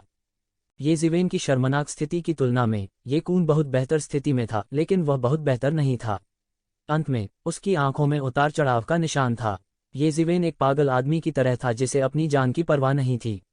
अपने अत्याचारी शरीर तकनीक और फीनिक्स पुनर्जनन तकनीक पर भरोसा करते हुए येज़िवेन ने अपने अधिकांश बचाव को लगभग छोड़ दिया और आक्रामक हो गए। वह ये कून के शरीर पर कुछ घाव छोड़ने में सफल रहा। हालांकि वे घातक चोटें नहीं थीं, यह उसके लिए एक वेकअप कॉल थी। येज़िवेन अब ऐसी चींटी नहीं थी जिसके पास वापस लड़ने की शक्ति नहीं थी। ये कून के लिए येज़िवेन का पलटवार कुछ ऐसा था जिस पर उसे ध्यान देना था। यहाँ तक एक खरगोश भी जब चिंतित होता है तो काटता है, ये कसीवेन की तो बात ही छोड़ो। काहे? हालांकि जितना अधिक यह ऐसा था, उतना ही अधिक ये कून येज़िवेन को मारना चाहता था। अब न केवल ये क्यूओन को खत्म करने के लिए, बल्कि इसलिए भी क्योंकि येज़िवेन उसका निशाना बन गई थी। उसके शरीर में शक्ति बढ़ने लगी और तलवार दाव कानून उसके शरीर के चारों ओर उसके हाथ में घनीभूत हो गई, एक विशाल प्रकाश तलवार में बदल गई। जितना मैंने सोचा था उससे निपटने के लिए आप अधिक कठिन हैं और अधिक शक्तिशाली हैं, लेकिन यह बेकार है। मेरे लिए मैं अकेला ही काफ़ी हूँ, मुझे दूसरे की जरूरत नहीं है। ये कून ने येज़िवेन की ओर ठंडी दृष्टि से देखा और कहा। उसके शरीर से एक शक्तिशाली ची निकली और अचानक आकाश में एक विशाल शहर दिखाई दिया। इस विशाल शहर ने स्पष्ट रूप से ज़ैन शब्द का निर्माण किया। यह प्राचीन शब्द ऐसे बह गया मानो सब कुछ दबा देना चाहता हो। तुकून में एक छद्म दाव चरित्र भी था और यह शब्द जैन था। यह वाकई भयानक था। येज़िवेन देख सकते थे कि येकून के शरीर से अनगिनत शक्ति बाहर निकलने लगी थी और ज़ैन शब्द के ऊपर संघनित हो गई, जिससे ज़ैन शब्द से बना शहर बड़ा और बड़ा हो गया। आसपास का सब कुछ तुरंत शांत हो गया, चाहे वह टूटी फूटी जगह हो या अराजकता। इस शक्ति के सामने सब कुछ एक पल में दब गया। येज़िवेन, मेरे सामने तुम्हारे जीतने का कोई मौका नहीं है। मैं तुम्हारे दाव को दबा दूंगी और तुम्हारी दुनिया को चकनाचूर कर दूंगी। इस प्राचीन शब्द के सामने आपके पास जो कुछ भी है वह कुछ भी नहीं है। येकून ने ठंडेपन से कहा। बूम! येकून का पूरा शरीर एक भयानक आभा के साथ फूट पड़ा और वह एक भयानक आभा से बाहर निकलते हुए एक राक्षस देवता की तरह हवा में खड़ा हो गया। इस समय दुनिया में केवल उसका दाव घूम रहा था और बाकी सब दबा हुआ था, यहाँ तक कि हवा भी जमी हुई थी। येशिवेन ने केवल यह महसूस किया कि उसके लिए सांस लेना भी बेहद मुश्किल था। इस समय उसका पूरा शरीर शून्य में एकीकृत हो गया था और वह दुनिया का मालिक बन गया था और कोई भी उसके सामने खड़ा होने के लिए पर्याप्त नहीं था। येज़िवेन की अभिव्यक्ति गरिमापूर्ण हो गई। यह शब्द ज़ैन बहुत भयानक था और येज़िवेन यह भी महसूस कर सकती थी कि यह उसके शरीर में वु और डू वर्णों से भी अधिक शक्तिशाली हो सकता है। उसके शरीर में केवल फैंग चरित्र ही येकून के जैन चरित्र के खिलाफ लड़ने में सक्षम हो सकता है। यह दानव दमन शहर का अद्वितीय छद्म दाव चरित्र होना चाहिए। मुझे उम्मीद नहीं थी कि दानव भगवान ये आपको यह शब्द देंगे। येज़िवेन ने पहले ही इस छद्म दाव चरित्र की उत्पत्ति का अनुमान लगा लिया था। हाँ, यह दानव दमन शहर का छद्म दाव चरित्र होना चाहिए और यहाँ तक कि दानव दमन शहर का उदय भी इस शब्द ज़ैन के कारण हुआ था। इसके अलावा डेमन सप्रेसिंग सिटी के पूर्वजों ने जैन शब्द से एक खोई हुई तकनीक को समझा था और धीरे धीरे डेमन सप्रेसिंग सिटी का गठन किया और केवल डेमन सप्रेसिंग सिटी के स्वामी ही इस शब्द जैन के योग्य थे, क्योंकि केवल इस शब्द जैन के साथ ही बहुत कम समय में दानव दमन शहर की मार्शल आर्ट में महारत हासिल करना संभव हो सकता है और इसे एक बहुत ही गहन दायरे में परिष्कृत किया जा सकता है। अब जब ये शब्द ज़ैन येकून के हाथ में दिखाई दिया था तो कोई कल्पना कर सकता है कि येकून से जुड़े दानव दमन शहर का कितना महत्व है। यह कुछ भी नहीं है, मैं भविष्य में दानव दमन शहर का वंशज होऊंगा और अब यह सिर्फ दानव दमन शहर का एक अवतार है, बस इतना ही। हालांकि मैंने सुना है कि आपके शरीर में सील शब्द है। ज़ैन शब्द और सील शब्द हमारे पूर्वजों द्वारा एक ही स्थान पर पाए गए थे, लेकिन मुझे उम्मीद नहीं थी कि इनको दबाने के लिए यान जीवन और मृत्यु आरेख आपके शरीर में। ये ज़ैंटियन वास्तव में कुलपति के पास गया और मैं नहीं पता है कि उसने क्या कीमत चुकाई, लेकिन उसने वास्तव में आपको मुहर शब्द दिया। तुकून ने बेहोश होकर कहा और उसके शरीर पर आभा अधिक से अधिक शक्तिशाली हो रही थी। अभी आपके शरीर में यिन यांग जीवन और मृत्यु आरेख अपनी शक्ति प्रदर्शित नहीं कर सकता है, और यहाँ तक आपके सील चरित्र को यिन यांग जीवन और मृत्यु आरेख की शक्ति को सील करना है। लेकिन अगर यह मेरे हाथ यह अलग होगा, मैं यिन यांग जीवन और मृत्यु आरेख की शक्ति को सील करने के लिए सील चरित्र का उपयोग करूंगा, और फिर यिन यांग जीवन और मृत्यु आरेख की शक्ति को यिन यांग जीवन और में बदलने के लिए जैन चरित्र का उपयोग करूंगा। मृत्यु आरेख समय आने पर मेरी साधना में आश्चर्यजनक सफलता मिलेगी, और यह सबसे सही तरीका है। चाहे वह यिन यांग जीवन और मृत्यु आरेख हो या यह सील चरित्र, वे आपके हाथों में धूल में लिपटे मोती के अलावा और कुछ नहीं है, बस इतना ही। धूल में सने मोती हो या न हो, इसकी चिंता करने की कोई बात नहीं। यदि तुम चाहते हो तो मुझे हरा दो। ये जिवेन ने ये कून को देखा और कहा। उसकी आंखें टिमटिमा उठीं, क्योंकि ये कून के शब्दों ने उसे एक नया विचार दिया था। उसके लिए यह यिन यांग जीवन और मृत्यु आरेख उतना अच्छा नहीं था जितना अन्य लोगों ने कल्पना की थी। इसके विपरीत उसके लिए यह यिन यांग जीवन और मृत्यु आरेख एक टाइम बम की तरह था, और वह नहीं जानता था कि यह कब फटेगा। इस यिन यांग जीवन और मृत्यु आरेख को दबाने के लिए मोहर वर्ण की अधिकांश शक्ति का उपयोग किया गया था। हालांकि यदि वह दमन चरित्र प्राप्त कर सकता है, तो वह यिन यांग जीवन और मृत्यु आरेख की शक्ति को बदलने में सक्षम होगा, और उसकी ताकत तुरंत बढ़ जाएगी। तब वह जीवन और मृत्यु की शक्ति को प्रकट करने में सक्षम होगा, जो कि अद्वितीय था। ये जिवेन, तुम्हारी हिम्मत कैसे हुई? मुझे वास्तव में उम्मीद नहीं थी कि तुम मेरे खिलाफ साजिश करने की हिम्मत करोगे। ये कून को इतना गुस्सा आया कि वह हंस पड़ा। उसने ये जिवेन के विचारों के माध्यम से देखा था, या यूं कहें कि ये जिवेन का इसे छुपाने का जरा सा भी इरादा नहीं था। उसे उम्मीद नहीं थी कि एक शिवेन ऐसी परिस्थितियों में भी उसके खिलाफ साजिश रचने की हिम्मत करेगी। वह बहुत दुस्साहसी और कानूनविहीन था। यदि वह इस तरह का व्यक्ति नहीं होता, तो अपनी वापसी के बाद वह इतनी परेशानी कैसे पैदा कर सकता था? आपको लगता है कि आप मेरे खिलाफ योजना बना सकते हैं? आपको लगता है कि मैं आपके खिलाफ योजना नहीं बना सकता? ये कून, भाग्य का पहिया घूमता है, जल्दी या बाद में आप मेरे हाथों में पड़ जाएंगे। ये जिवेन ने मुस्कराते हुए कहा। क्या मजाक? तू कून ने अपने चेहरे पर एक बर्फीली ठंडक के साथ कहा। एक पल में सप्रेस पात्र एक शिवेन की ओर गिर पड़ा। दुनिया ने अचानक रंग बदल दिया। आकाश काला हो गया, सूर्य और चंद्रमा ने अपना प्रकाश खो दिया। इस दमन चरित्र के दबाव में सब कुछ कांप उठा। इसने सब कुछ हिंसक रूप से दबा दिया। सभी महान दाव, सभी कानूनों, सभी मार्शल आर्ट को दबा दिया गया और संयमित किया गया। जब तक किसी की ताकत ये कून से परे नहीं थी, तब तक इस दमन चरित्र के सामने सब कुछ तैरते बादल की तरह था। किसी की ताकत जितनी अधिक शक्तिशाली होगी, उतना ही वह दमन चरित्र से एक पागल पलटवार करेगा। इसके अलावा इस दमन चरित्र के बारे में ये कून की समझ ये जिवेन की सील चरित्र की समझ से कहीं अधिक गहरी थी। इस समय ये जिवेन के शरीर से भी दो भयानक आभा निकल रही थी। एक मार्शल चरित्र था, दूसरा लड़ाई चरित्र था। इन दो प्राचीन पात्रों ने ये जिवेन को आगे से और दूसरे को पीछे से संरक्षित किया। उन्होंने एक शक्तिशाली प्रकाश उत्सर्जित किया और दमन चरित्र के दमन का जबरन विरोध किया। बूम बूम बूम, तीन प्राचीन पात्रों ने शून्य में लगातार प्रकाश की शक्तिशाली किरणें उत्सर्जित की। यह बेहद भयानक था। जैसे जैसे टकराव तेज होता गया, तीन प्राचीन पात्र वास्तव में तीन आकृतियों में बदलने लगे। तीन विशाल आकृतियां शून्य में लड़ने लगीं। ये छद्म दाव रून्स और प्राचीन पात्र मार्शल आर्ट की प्राचीन मास्टर्स की समझ के अवतार थे। दूसरे शब्दों में, ये प्राचीन पात्र प्राचीन स्वामी की इच्छा के अवतार के बराबर थे। वे भयानक हद तक शक्तिशाली थे। इसके अलावा उन्हें मार्शल आर्ट की अपनी समझ भी थी। इस समय वे सभी प्रकट हुए थे। ये कून के पीछे का जैन चरित्र एक बूढ़े व्यक्ति में बदल गया। इस बूढ़े का पराक्रम अनुपम था। उनके प्रत्येक आंदोलन में बड़ी शक्ति थी। वह एक सम्राट की तरह था। उनकी प्रत्येक हरकत स्वर्ग और पृथ्वी को दबा सकती थी। उसकी हर हरकत से आसमान और धरती कांप सकती थी। दुनिया में सब कुछ दबा हुआ था। ये जिवेन के वो और डू के पात्र भी दो विशाल आकृतियों में परिवर्तित हो गए। वो चरित्र एक अधेड़ उम्र के व्यक्ति के प्रेत में बदल गया। उसका शरीर एक अस्पष्ट आभा से भरा हुआ था। ऐसा लग रहा था जैसे वह एक शाश्वत महान मार्ग हो। कोई भी उसकी आभा के माध्यम से नहीं देख सकता था और उसके सार को देख सकता था। वह महान दाव लग रहा था। वह सब कुछ का स्रोत था, सभी मार्शल आर्ट का मूल। उसके दर्शन मात्र से ही बड़ा लाभ होगा। ऐसा लगता था कि वह हर पल मार्शल आर्ट विकसित कर रहा था। पंजा तकनीक, मुट्ठी तकनीक, तलवार तकनीक, उस पर हजारों मार्शल आर्ट विकसित हो रहे थे। वह शक्तिशाली और भयानक था। लड़ाई चरित्र एक युवा व्यक्ति की उपस्थिति में बदल गया। उसके शरीर से एक अतुलनीय भयानक आभा फूट पड़ी। उनके शरीर पर हर तरह की मार्शल आर्ट का प्रदर्शन किया जा सकता था। उसकी हर हरकत आसमान को भेद सकती थी। उनके सामने कोई अहंकारी नहीं हो सकता था। यह लड़ाई चरित्र का सार था। इस समय येज़िवेन के मार्शल और फाइटिंग पात्र येकून के दमन चरित्र के प्रेत का विरोध करने के लिए सेना में शामिल हो गए। दोनों के बीच टकराव ग्रेट डाओ के बीच टकराव के बराबर था। जिसके पास ग्रेट डाओ की बेहतर समझ होगी उसे निर्णायक लाभ मिलेगा। 3 भयानक भूत दुनिया में घुस गए और पूरी जगह को युद्ध के मैदान में बदल दिया। केवल येज़िवेन के पैरों के नीचे की घाटी ही उसके देवताओं के संरक्षण में सुरक्षित और स्वस्थ थी।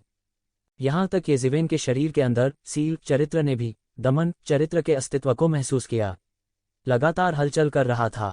वह प्रेत बनकर आगे बढ़ना चाहता था, हालांकि इसे येज़िवेन ने दबा दिया था। एक बार जब मोहर चरित्र ने अपना शरीर छोड़ दिया तो येन यांग जीवन और मृत्यु आरेख की शक्ति तुरंत प्रस्फुटित होगी। उसके लिए यह एक आपदा होगी। कम से कम वर्तमान येज़िवेन के लिए उसके पास येन यांग जीवन और मृत्यु आरेख की शक्ति को पचाने का कोई तरीका नहीं था। फिर भी हर पल उसके शरीर से बड़ी मात्रा में जेन युआन निकल रही थी। इन 2 प्राचीन पात्रों की खपत को बनाए रखने के लिए उसका चेहरा पीला पड़ने लगा। यह कदम बहुत शक्तिशाली था, इसलिए स्वाभाविक रूप से खपत भी बहुत बड़ी थी। येज़िवेन, मुझे उम्मीद नहीं थी कि आपके शरीर के अंदर सील चरित्र के अलावा वास्तव में 2 और प्राचीन पात्र हैं। हाँ, ऐसा होता है कि ये 2 प्राचीन पात्र अब मेरे हैं। इन 2 प्राचीन पात्रों के साथ पात्र मैं और भी शक्तिशाली हो जाऊंगा। येकून दिल खोलकर हंसे और उनके सिर के ऊपर दमन पात्र प्रेत सीधे येज़िवेन के 2 प्राचीन चरित्र प्रेत की ओर बढ़ा। दबाओ, दबाओ, मेरे लिए दबाओ। दमन चरित्र का विशाल प्रेत अपना हाथ उठाता रहा और नीचे पटकता रहा। येज़िवेन के 2 प्राचीन पात्रों पर लगातार बमबारी की जा रही थी और उन्हें कदम दर कदम पीछे हटने के लिए मजबूर किया जा रहा था। जाहिर है, उनके और दमन चरित्र के बीच एक बड़ा अंतर था। येज़िवेन ने अपने दांत भींच लिए और डटे रहे। उसके पैरों के नीचे की जगह में दरार पड़ना जारी था और वह खुद इस दुर्जेय बल द्वारा थोड़ा थोड़ा करके पीछे धकेला जा रहा था। उसके शरीर पर लगे जेन युआन को भी 2 प्राचीन पात्रों द्वारा थोड़ा थोड़ा करके निगला जा रहा था। रुको रुको, येज़िवेन ने अपनी आंखें बंद कर लीं, दांत भींचे और डटे रहे। उसका चेहरा धीरे धीरे पीला पड़ने लगा। इस समय त्यान युआन दर्पण के अंदर एक स्पिरिट क्रिस्टल मिनरल वेन पागलपन से जलने लगी। यह शुद्ध लिंकी में बदल गया और तुरंत एक शिवेन के शरीर में उड़ेल दिया। एक ओर इसने अपने उपभोग किए गए जेन युआन को पागलपन से भर दिया। दूसरी ओर यह लगातार उसके शरीर के अंदर विशेष जगह में उड़ेल रहा था। रहस्यमय स्थान प्रकाश की चमकदार किरणों से चमकने लगा। हर बार सप्रेस शब्द की छाया फाइट शब्द की छाया और सप्रेस शब्द की छाया से टकराती थी, येज़िवेन के दिमाग में सप्रेस शब्द के कुछ मार्शल आर्ट रहस्य प्रकट होते थे। इस सबसे गहन क्षण में रहस्यमय स्थान ने दमन शब्द के रहस्यों का विश्लेषण करना शुरू किया। हालांकि विश्लेषण की प्रक्रिया बहुत धीमी थी, फिर भी येज़िवेन को बहुत खुश कर रही थी। दमन शब्द की ताकत उन्होंने पहले ही देख ली थी। लड़ाई और लड़ाई के पात्र कुछ हद तक इसे झेलने में असमर्थ थे। हालांकि इसका मुख्य कारण येज़िवेन की ताकत की कमी थी, लेकिन यह स्पष्ट था कि लड़ाई और लड़ाई के पात्र दबाने वाले पात्रों से कमतर थे। इन असमानताओं के साथ साथ येज़िवेन और स्वयं के बीच की असमानता ने सीधे तौर पर येज़िवेन को इस लड़ाई में एक नुकसानदेह स्थिति में पहुंचा दिया था। वह केवल अपने दांत भींच सकता था और दृढ़ बना रह सकता था। वह नहीं चाहता था कि लड़ाई घाटी में टूट जाए और अन्य तीनों की सफलता में बाधा उत्पन्न हो। ऐसा मौका शायद अगली बार दोबारा न मिले। जब तक वह येकून को दबाकर रख पाता, वह जीत जाता। इसके विपरीत येकून ने देखा कि वह थोड़ी देर के लिए येज़िवेन के साथ कुछ भी नहीं कर सकता था, इसलिए वह चिंतित होने लगा।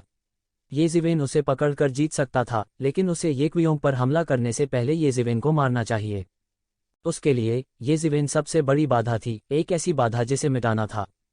धिक्कार है, मेरे लिए दबाओ। वह दहाड़ता रहा और उसके चेहरे पर ठंडा पसीना आने लगा। येज़िवेन के लिए लड़ाई चरित्र और लड़ाई चरित्र ने बहुत ऊर्जा की खपत की थी, लेकिन उसके लिए दमन चरित्र ने भी बहुत ऊर्जा की खपत की थी। येज़िवेन लंबे समय तक टिके नहीं रह सके और वह बहुत बेहतर स्थिति में नहीं थे।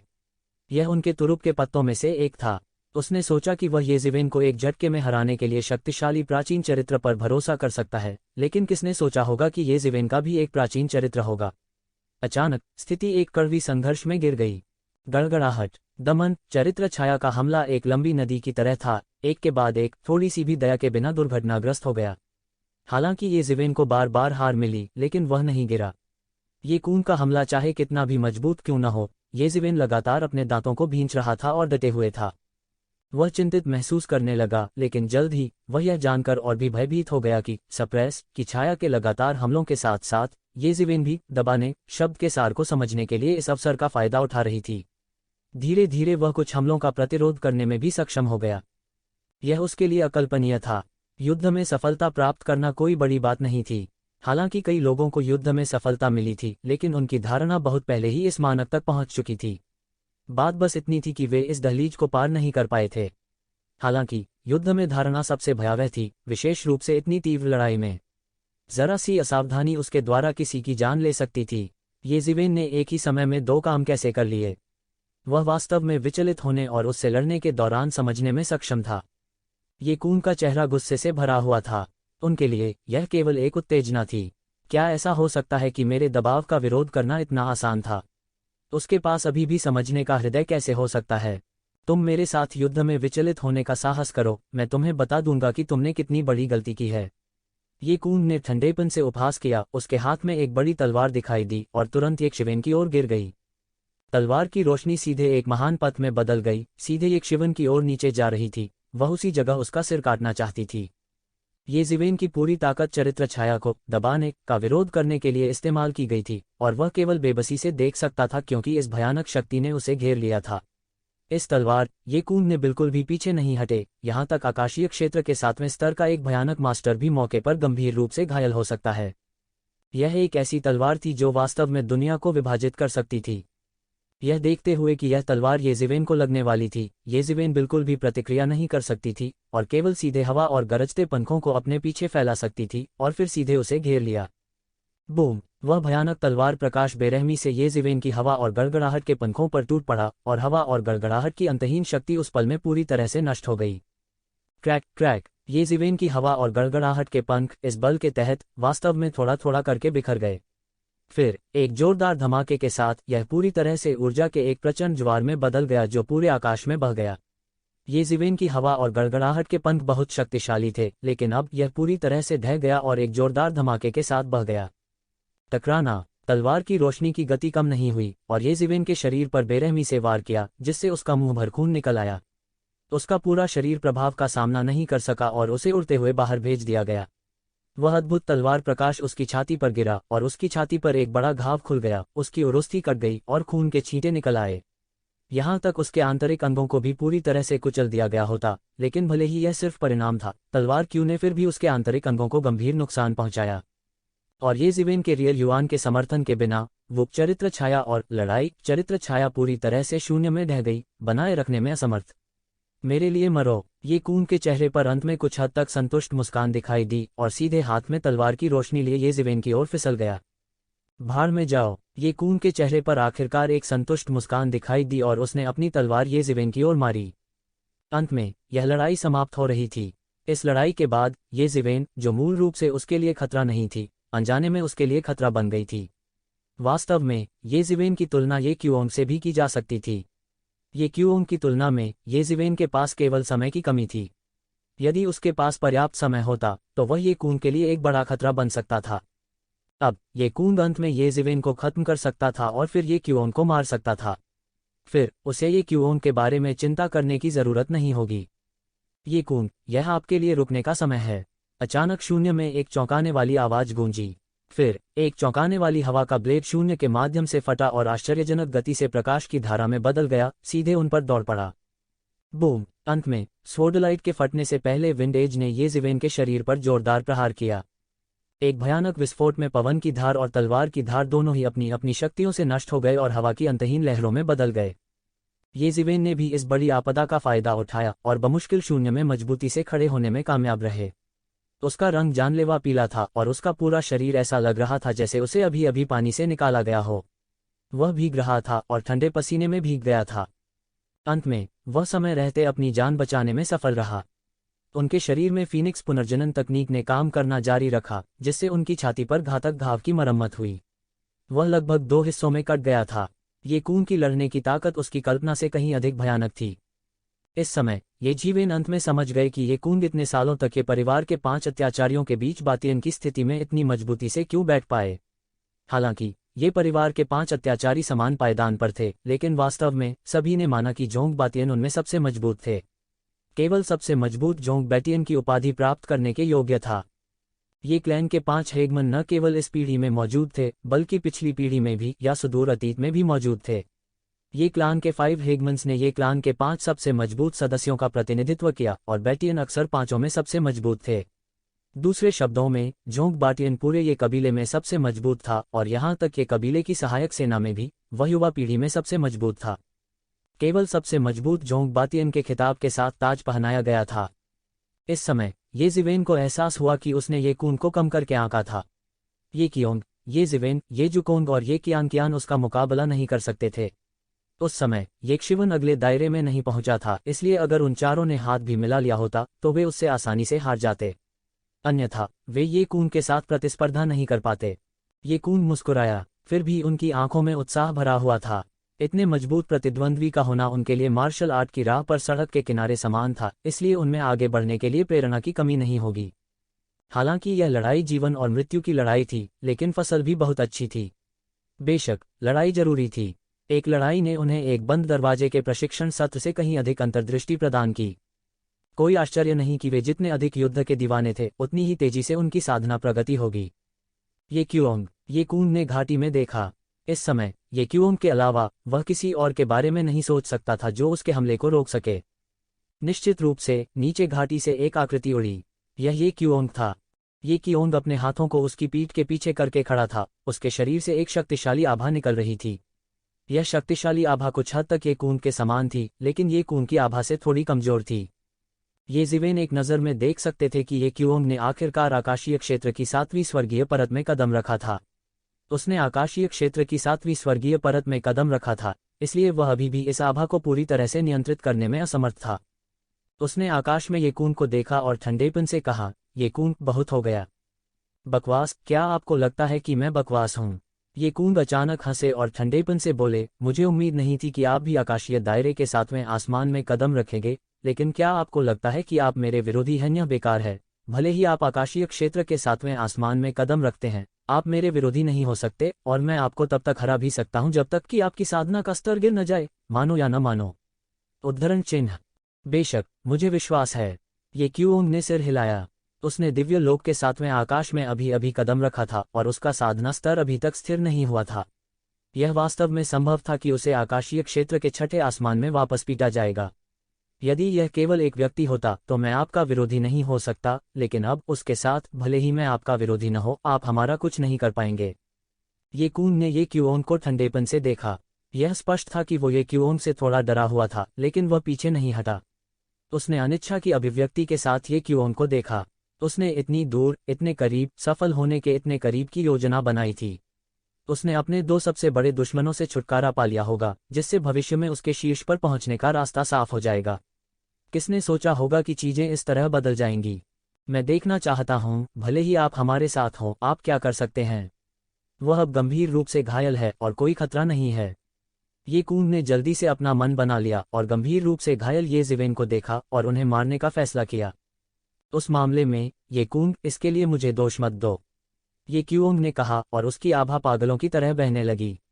अनगिनत जैन युवान बाहर खींचे गए, एक बढ़ती हुई धारा का निर्माण किया और आकाश में फाइटिंग शब्द की एक आभासी छवि बनाई। यह एक युवा व्यक्ति में बदल गया और उसकी आभा राक्षसी थी। ये कून के पीछे दमन शब्द की आभासी छवि का सामना करना पड़ रहा था। हालांकि वह भी अभी अभी पार कर पाया था। यह मत भूलिए कि उसका साधना स्तर येक्शिवेन की तुलना में बहुत अधिक था, इसलिए उसकी आभा येक्शिवेन की तुलना में बहुत कमजोर नहीं थी। ये कून, आपने गलत अनुमान लगाया है। मुझे आकाशीय क्षेत्र के 7वें आकाश में कदम रखने दो और जल्द ही तुम्हारा लाभ चला जाएगा और मैं पकड़ लूंगा। ये क्योंग ने ये कून को देखा और कहा, हालांकि मैं अभी तक शिखर पर नहीं पहुंचा हूं, लेकिन यह काफी है हमारे लिए समान स्तर पर लड़ने के लिए। उसके पीछे डू चरित्र की छाया अचानक चली गई और ये कून की ओर बढ़ी। एक पल में उनका शरीर अनगिनत प्रकार की मार्शल आर्ट और युद्ध तकनीकों में परिवर्तित हो गया था। ऐसा लग रहा था कि ये कून का शरीर शिखर पर पहुंच गया है। उसका आक्रमण एक मुक्के की तकनीक जैसा प्रतीत होता था, लेकिन यह एक पैर की तकनीक भी प्रतीत होती थी और यह एक तलवार की तकनीक भी प्रतीत होती थी। यह सदैव परिवर्तनशील था और इसे निर्धारित करने का कोई तरीका नहीं था। हालांकि यह सबसे भयानक हमले की तकनीक थी। यह डू चरित्र का सच्चा रहस्य था। ये जिवेन की तुलना में ये क्योंग की डू चरित्र की समझ कहीं अधिक गहरी थी। ये कून, यह शब्द फाइटिंग, मैंने इसे विशेष रूप से आपके दमन का मुकाबला करने के लिए पाया। चलो लड़ो। ये क्योंग की दहाड़ एक बढ़ती धार की तरह थी और फाइटिंग शब्द की आभासी छवि ये क्योंग की ओर बढ़ी। क्या मजाक है, ये क्योंग, अपनी वर्तमान स्थिति के साथ तुम मेरे बराबर होना चाहते हो? मुझे दबाओ। टुकून पागलपन से दहाड़ता है और शब्द सप्रेस की आभासी छवि सीधे फाइटिंग शब्द की आभासी छवि की ओर थप्पड़ मारती है। एक पल में ऐसा लगा जैसे यह सब कुछ दबा सकता है। उसके चारों ओर अनगिनत सिद्धांत प्रकट हुए और तुरंत दबा दिए गए। ऐसा लगता था जैसे इस दुनिया में सब कुछ पूरी तरह से दमन शब्द के नियंत्रण में था। टकराना, एक भयानक टक्कर हुई और दोनों पक्षों के बीच मार्शल आर्ट का सार आकाश में प्रकट हुआ। यह थोड़ी सी भी भावना के बिना एक टक्कर थी और इसे रोकना असंभव था क्योंकि यह दोनों पक्षों के बीच मार्शल आर्ट की समझ थी। कोई सही या गलत नहीं था, लेकिन इस वजह से हार न मानना भी जरूरी था। सभी का दृढ़ विश्वास था कि उनकी अपनी मार्शल आर्ट सबसे मजबूत थी और किसी और की तुलना में बुरा होना असंभव था। डेंग डेंग डेंग, ये क्यों पीछे हटता रहा। ये कून की ताकत जो आकाशीय दायरे के 7वें आसमान के शिखर पर थी, ये क्यों की मौजूदा ताकत से कहीं अधिक अत्याचारी थी। दूसरी तरफ ये कून का रंग अचानक जानलेवा पीला पड़ गया और उसका शरीर हिलने लगा। उसके पैरों के नीचे की खाली जगह टूट गई और यह स्पष्ट था कि उसने हाल ही में एक भयानक हमले का सामना किया था। उनके लिए इस टक्कर से निपटना आसान नहीं था। यदि वह अपनी चरम अवस्था में होता तो वह ये क्यों की बिल्कुल भी परवाह नहीं करता, लेकिन ये जिवेन के साथ पिछली लड़ाई में ये जिवेन के हताश हमले ने उसे घायल कर दिया था और उसने अपने जेन युआन के आधे से अधिक का उपभोग भी कर लिया था। इस समय वह अपनी चरम अवस्था से बहुत दूर था। हा, यह बहुत अच्छा है ये कूंग। ये क्यों हंसे और कहा। ये कूंग की आंखों में हैरानी भरी चमक थी और इस समय उसने देखा कि एक शिवेन की आभा धीरे धीरे ठीक हो रही थी। इतने कम समय में जिस घाव ने लगभग उसकी जान ले ली थी वह वास्तव में आधे से अधिक ठीक हो गया था। हालांकि यह अभी तक अपनी चरम अवस्था में नहीं था, लेकिन यह एक युद्ध के लिए पर्याप्त था। यह दो लोगों के साथ लड़ाई के बराबर था और वह उनमें से किसी एक की भी परवाह नहीं करेगा, लेकिन चूंकि उन दोनों ने सेना में शामिल हो गए थे, उसके पास ध्यान देने के अलावा कोई विकल्प नहीं था। अचानक घाटी में दो अत्याचारी आभा आकाश की ओर बढ़ी, सीधे आकाश के सभी बादलों को कुचलते हुए। आकाशीय क्षेत्र के 7वें आकाश के 2 प्रभामंडल बह गए और अचानक गिर गए। तो कियान और ये क्योंग ने वास्तव में लगभग एक ही समय में आकाशीय क्षेत्र के 7वें आकाश में कदम रखा था। हालांकि वे अभी अभी टूट गए थे, लेकिन इससे ये कून पर पहले ही काफी दबाव आ गया था। लानत है, ये कून की आंखें आश्चर्य से भर गईं। यदि उनमें से केवल 2 होते तो वह अभी भी लड़ने की हिम्मत करता, लेकिन अब जबकि ये कियान और ये जुकोंग दोनों ने आकाशीय क्षेत्र के 7वें आसमान में कदम रखा था, तो यह एक बनाम 4 की स्थिति बन जाएगी। चाहे वह कितना भी अहंकारी क्यों न हो, उसने यह कहने की हिम्मत नहीं की कि वह इन 4 लोगों को सकुशल नीचे गिरा सकता है। इन 4 लोगों में से कोई भी उसे विलंबित करने की क्षमता रखता था और यदि वे चारों सेना में शामिल हो जाते तो वह मर सकता था। हा, ये कून, तुमने अभी तक नहीं छोड़ा।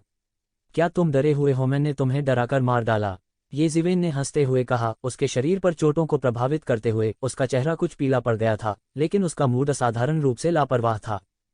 तो कून की आंखें अनिश्चितता से भर गईं। उन्हें आमने सामने की लड़ाई में पूरा भरोसा था और वह एक साथ 2 के खिलाफ भी लड़ सकते थे। हालांकि जब एक बनाम 4 की बारी आई तो यह उनके लिए एक बड़ी समस्या थी।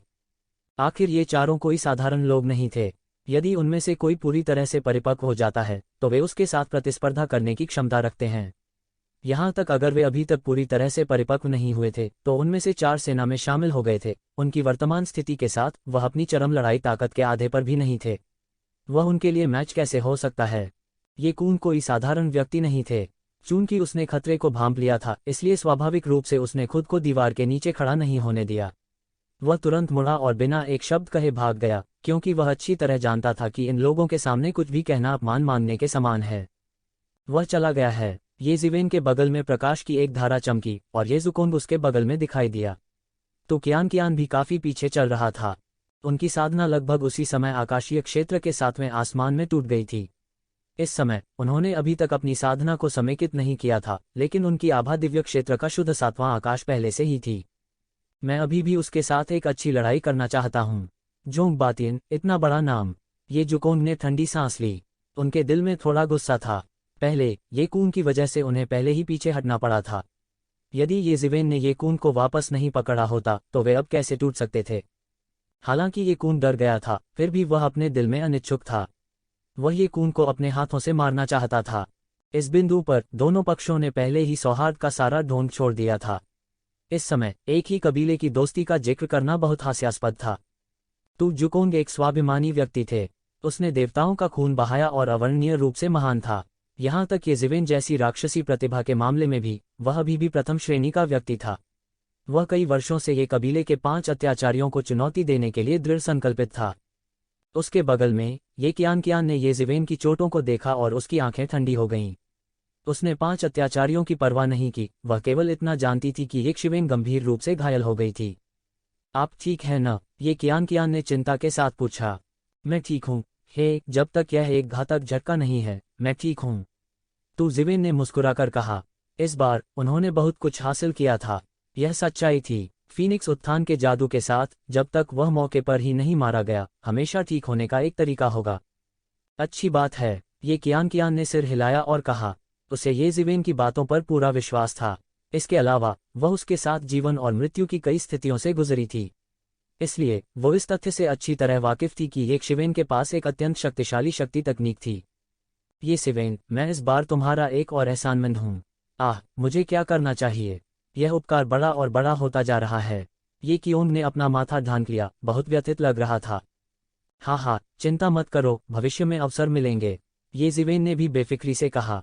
यह सच है, हमें अभी भी एक लंबा रास्ता तय करना है, ये कियोंग ने मुस्कराते हुए कहा। लेकिन इस बार ये कून को दोहरा नुकसान हुआ, उसने कुछ भी पूरा नहीं किया। इस बार ऐसा लगता है कि मेरे आसपास उसके कुछ जासूस हैं। जब मैं वापस जाऊंगा तो मुझे सबसे पहले इन लोगों को हटाना होगा, नहीं तो मैं भविष्य में उससे कुछ भी नहीं छुपा पाऊंगा। ये कियोंग की आंखों में उग्रता के संकेत के साथ चमक आ गई। इस बार यह कहा जा सकता है कि वह लगभग मर चुका था। यदि ये ज़िवेन महत्वपूर्ण क्षण में एक आश्चर्यजनक हमले के साथ सामने नहीं आई होती तो शायद ये कून सफल हो जाती। यदि ये कून सफल हो जाते तो परिणाम अकल्पनीय होते। भले ही यह महज एक आकस्मिक मुलाकात थी, फिर भी इसका उस पर बहुत बड़ा प्रभाव पड़ेगा।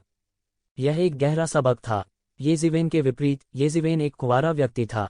उसके चारों ओर जासूस लगाना असंभव था, इसलिए इस बार उसने फैंग क्यूई के साथ चुपचाप नंबर 1 गुप्त क्षेत्र छोड़ दिया। ये कूंग इससे पूरी तरह अनजान थे। उसे केवल यह पता चला कि एक शिवेन ने गुप्त क्षेत्र छोड़ दिया था। हालांकि ये कियोंग ने अपने आसपास लोगों का एक समूह इकट्ठा कर लिया था। वे परिवार के मुखिया के पद के लिए उनकी भविष्य की लड़ाई की नींव भी थे। उनमें से कुछ उनके विश्वासपात्र भी थे, लेकिन ये लोग ये कूंग द्वारा घुसपैठ कर चुके थे। ये कियोंग के लिए निस्संदेह यह एक बड़ा सबक था। ये ज़िवेन, इस घटना के बाद मुझे डर है कि तुम ये कूंग के पक्ष में एक कांटा बन जाओगे। तुम्हें भी सावधान रहना चाहिए। दानवों का दमन करने वाला शहर हमेशा निर्मम रहा है। जब तक वे मानते हैं कि कुछ सही है, वे इसे हो क्या बदमाश से करेंगे। ये कियोंग ने ये ज़िवेन को देखा और अपनी आंखों में थोड़ा आश्चर्य के साथ कहा। उसने देखा कि ये ज़िवेन की छाती पर घाव लगभग ठीक हो गया था। वह अवाक हुए बिना नहीं रह सका। उसने अपनी आंखों से देखा था कि चोट कितनी गंभीर थी। वह लगभग आधे में विभाजित हो गया था और मारा गया था। कितना समय हो गया था, लेकिन यह लगभग ठीक हो गया था। वह नहीं जानता था कि यह एक शिवेन की विशेष काया के कारण था या किसी विशेष मार्शल तकनीक के कारण, लेकिन इससे कोई फर्क नहीं पड़ता कि यह कौन सा था, फिर भी यह एक अद्भुत चीज थी। चिंता मत करो, ये कूंग और अन्य लोगों के साथ छल नहीं करना है। मैं भी एक बेकार व्यक्ति नहीं हूं, ये ज़िवेन ने मुस्कराते हुए कहा। हालांकि वह अपने दिल में कुछ सतर्क था। ये कियोंग के शब्दों ने उसे याद दिलाया था कि यदि ये कूंग ये कियोंग को मार सकता है तो वह भविष्य में उसे मारने में सक्षम हो सकता है। आसमान में मोह की घनी हो रही है, अचानक ये कियान ने कहा। उसने अपना सिर थोड़ा ऊपर उठाया और शून्य में देखा। ये कियान की बातें सुनने के बाद सभी ने ऊपर देखा। निश्चित रूप से आकाश में मोह की घनी होती जा रही थी। हालांकि वे रॉयल कोर्ट की विशिष्ट स्थिति को देखने के लिए अंतरिक्ष की परतों के माध्यम से प्रवेश नहीं कर सके, लेकिन वे देख सकते थे कि यह आकाश में सिर्फ एक छोटा सा काला बिंदु था। अब यह हथेली के आकार का था। यह स्पष्ट था कि इस अवधि में मोह की कई गुना बढ़ गया था। यह मानव जाति के लिए अच्छी खबर नहीं थी। सभी के मन में एक बुरा भाव उभर आया। उनके स्तर पर कहा जा सकता है कि ऐसी अनुभूति होना दुर्लभ है, लेकिन जब यह आया, यह आमतौर पर एक बुरा संकेत था। साधारण लोगों में कभी कभी छठवीं इंद्रिय होती थी, उनकी तो बात ही छोड़िए। उनकी छठी इंद्रिय आम लोगों से कई गुना ज्यादा संवेदनशील होती थी। इस समय येक शिवेन को किसी की बात याद आ गई। एक बड़ी आपदा की आभा पैर की उंगलियों से भी सूंघी जा सकती थी। कोई बात नहीं, भले ही आकाश गिर जाए, उसे थामने के लिए लंबे लोग होंगे। अब उन स्वर्ग क्षेत्र के विशेषज्ञों को इन चीजों के बारे में चिंता करने दें। हमें शीर्ष के लिए लड़ने के लिए कुछ वर्षों में इंपीरियल कोर्ट की लड़ाई के बारे में सोचना चाहिए। 100 इस बार हमारे ये परिवार के शीर्ष 100 में बहुत सारे लोग हैं, इसलिए स्वाभाविक रूप से हमें अपने ये परिवार की ताकत का प्रदर्शन करना होगा। ये क्वियोंग ने उन तीनों को देखा और कहा। वह थोड़ा भावुक हुए बिना नहीं रह सका। कई साल हो गए थे जब ये कबीले के पास शीर्ष प्रतिभाओं का इतना बड़ा समूह था। यहाँ तक 5 भगवान भी एक के बाद एक प्रकट हुए थे। ये कबीले के लिए यह एक अच्छा अवसर हो सकता है। हर कोई, हमें इस समय का उपयोग प्रशिक्षण के लिए करना चाहिए। अगर कुछ होता है और राक्षसों की दौड़ टूट जाती है तो यह हमारे लिए कार्य करने का समय हो सकता है। इससे पहले, अगर हम दिव्य क्षेत्र में कदम रख सकते हैं तो हम इस अराजक दुनिया में अपनी रक्षा करने में सक्षम होंगे। ये क्यूओंग की नज़र सभी पर पड़ी। ये शब्द पहले से ही बहुत कठोर थे। हालांकि अभी भी दानव जाति के अवशेष अंदर परेशानी पैदा कर रहे थे और दानव जाति बाहर हमला कर रही थी, स्थिति उतनी गंभीर नहीं थी।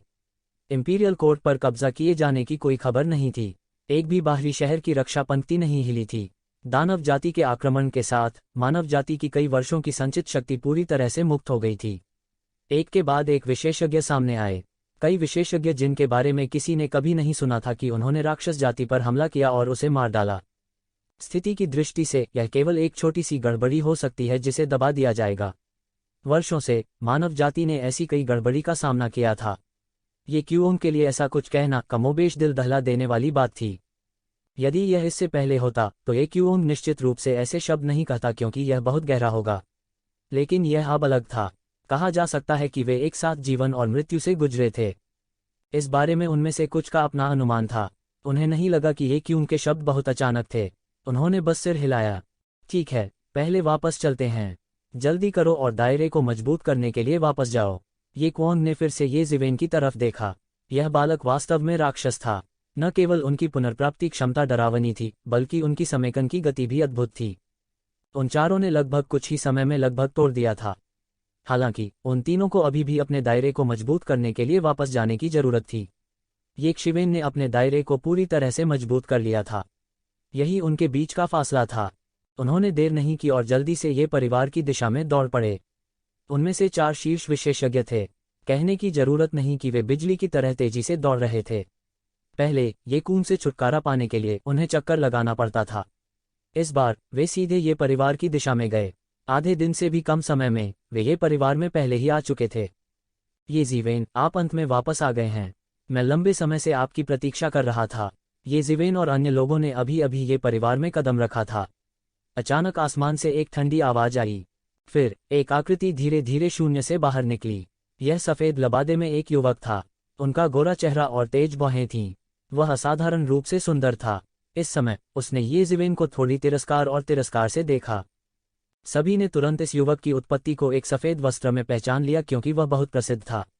ये परिवार में 5 अत्याचारी सबसे प्रसिद्ध थे। सफेद लबादे में यह युवक 5 अत्याचारियों में से एक था। ये जिंगे 5 अत्याचारियों में ये जिंगे ही एक युवा व्यक्ति के रूप में दिखाई दिए।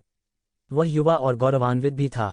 बहुत कम उम्र में वह पहले ही ये परिवार में प्रसिद्ध हो गया था। बाद में जब ये परिवार के 5 अत्याचारी दोबारा चुने गए तो वह उनमें से एक थे। इसके अलावा वह ऊपर जाने के बाद कभी वापस नहीं आया था। ये कून भी 5 अत्याचारियों में सबसे छोटे थे। वह युवा और घमंडी था, इसलिए वह 5 अत्याचारियों में सबसे घमंडी और दबंग भी था। हालांकि ये कून घमंडी था, लेकिन वह बहुत घमंडी और दबंग नहीं था। भले ही ये जिवेन उसका दुश्मन था, उसे यह स्वीकार करना पड़ा कि ये कून वास्तव में महान प्रतिभा और महान महत्वाकांक्षा वाले व्यक्ति थे। इसके अलावा सबसे महत्वपूर्ण बात यह थी कि ये जिंगे इंपीरियल कबीले के दरबार से थी। ये जिंगे ये कबीले के शाही कबीले के दरबार का स्तंभ था।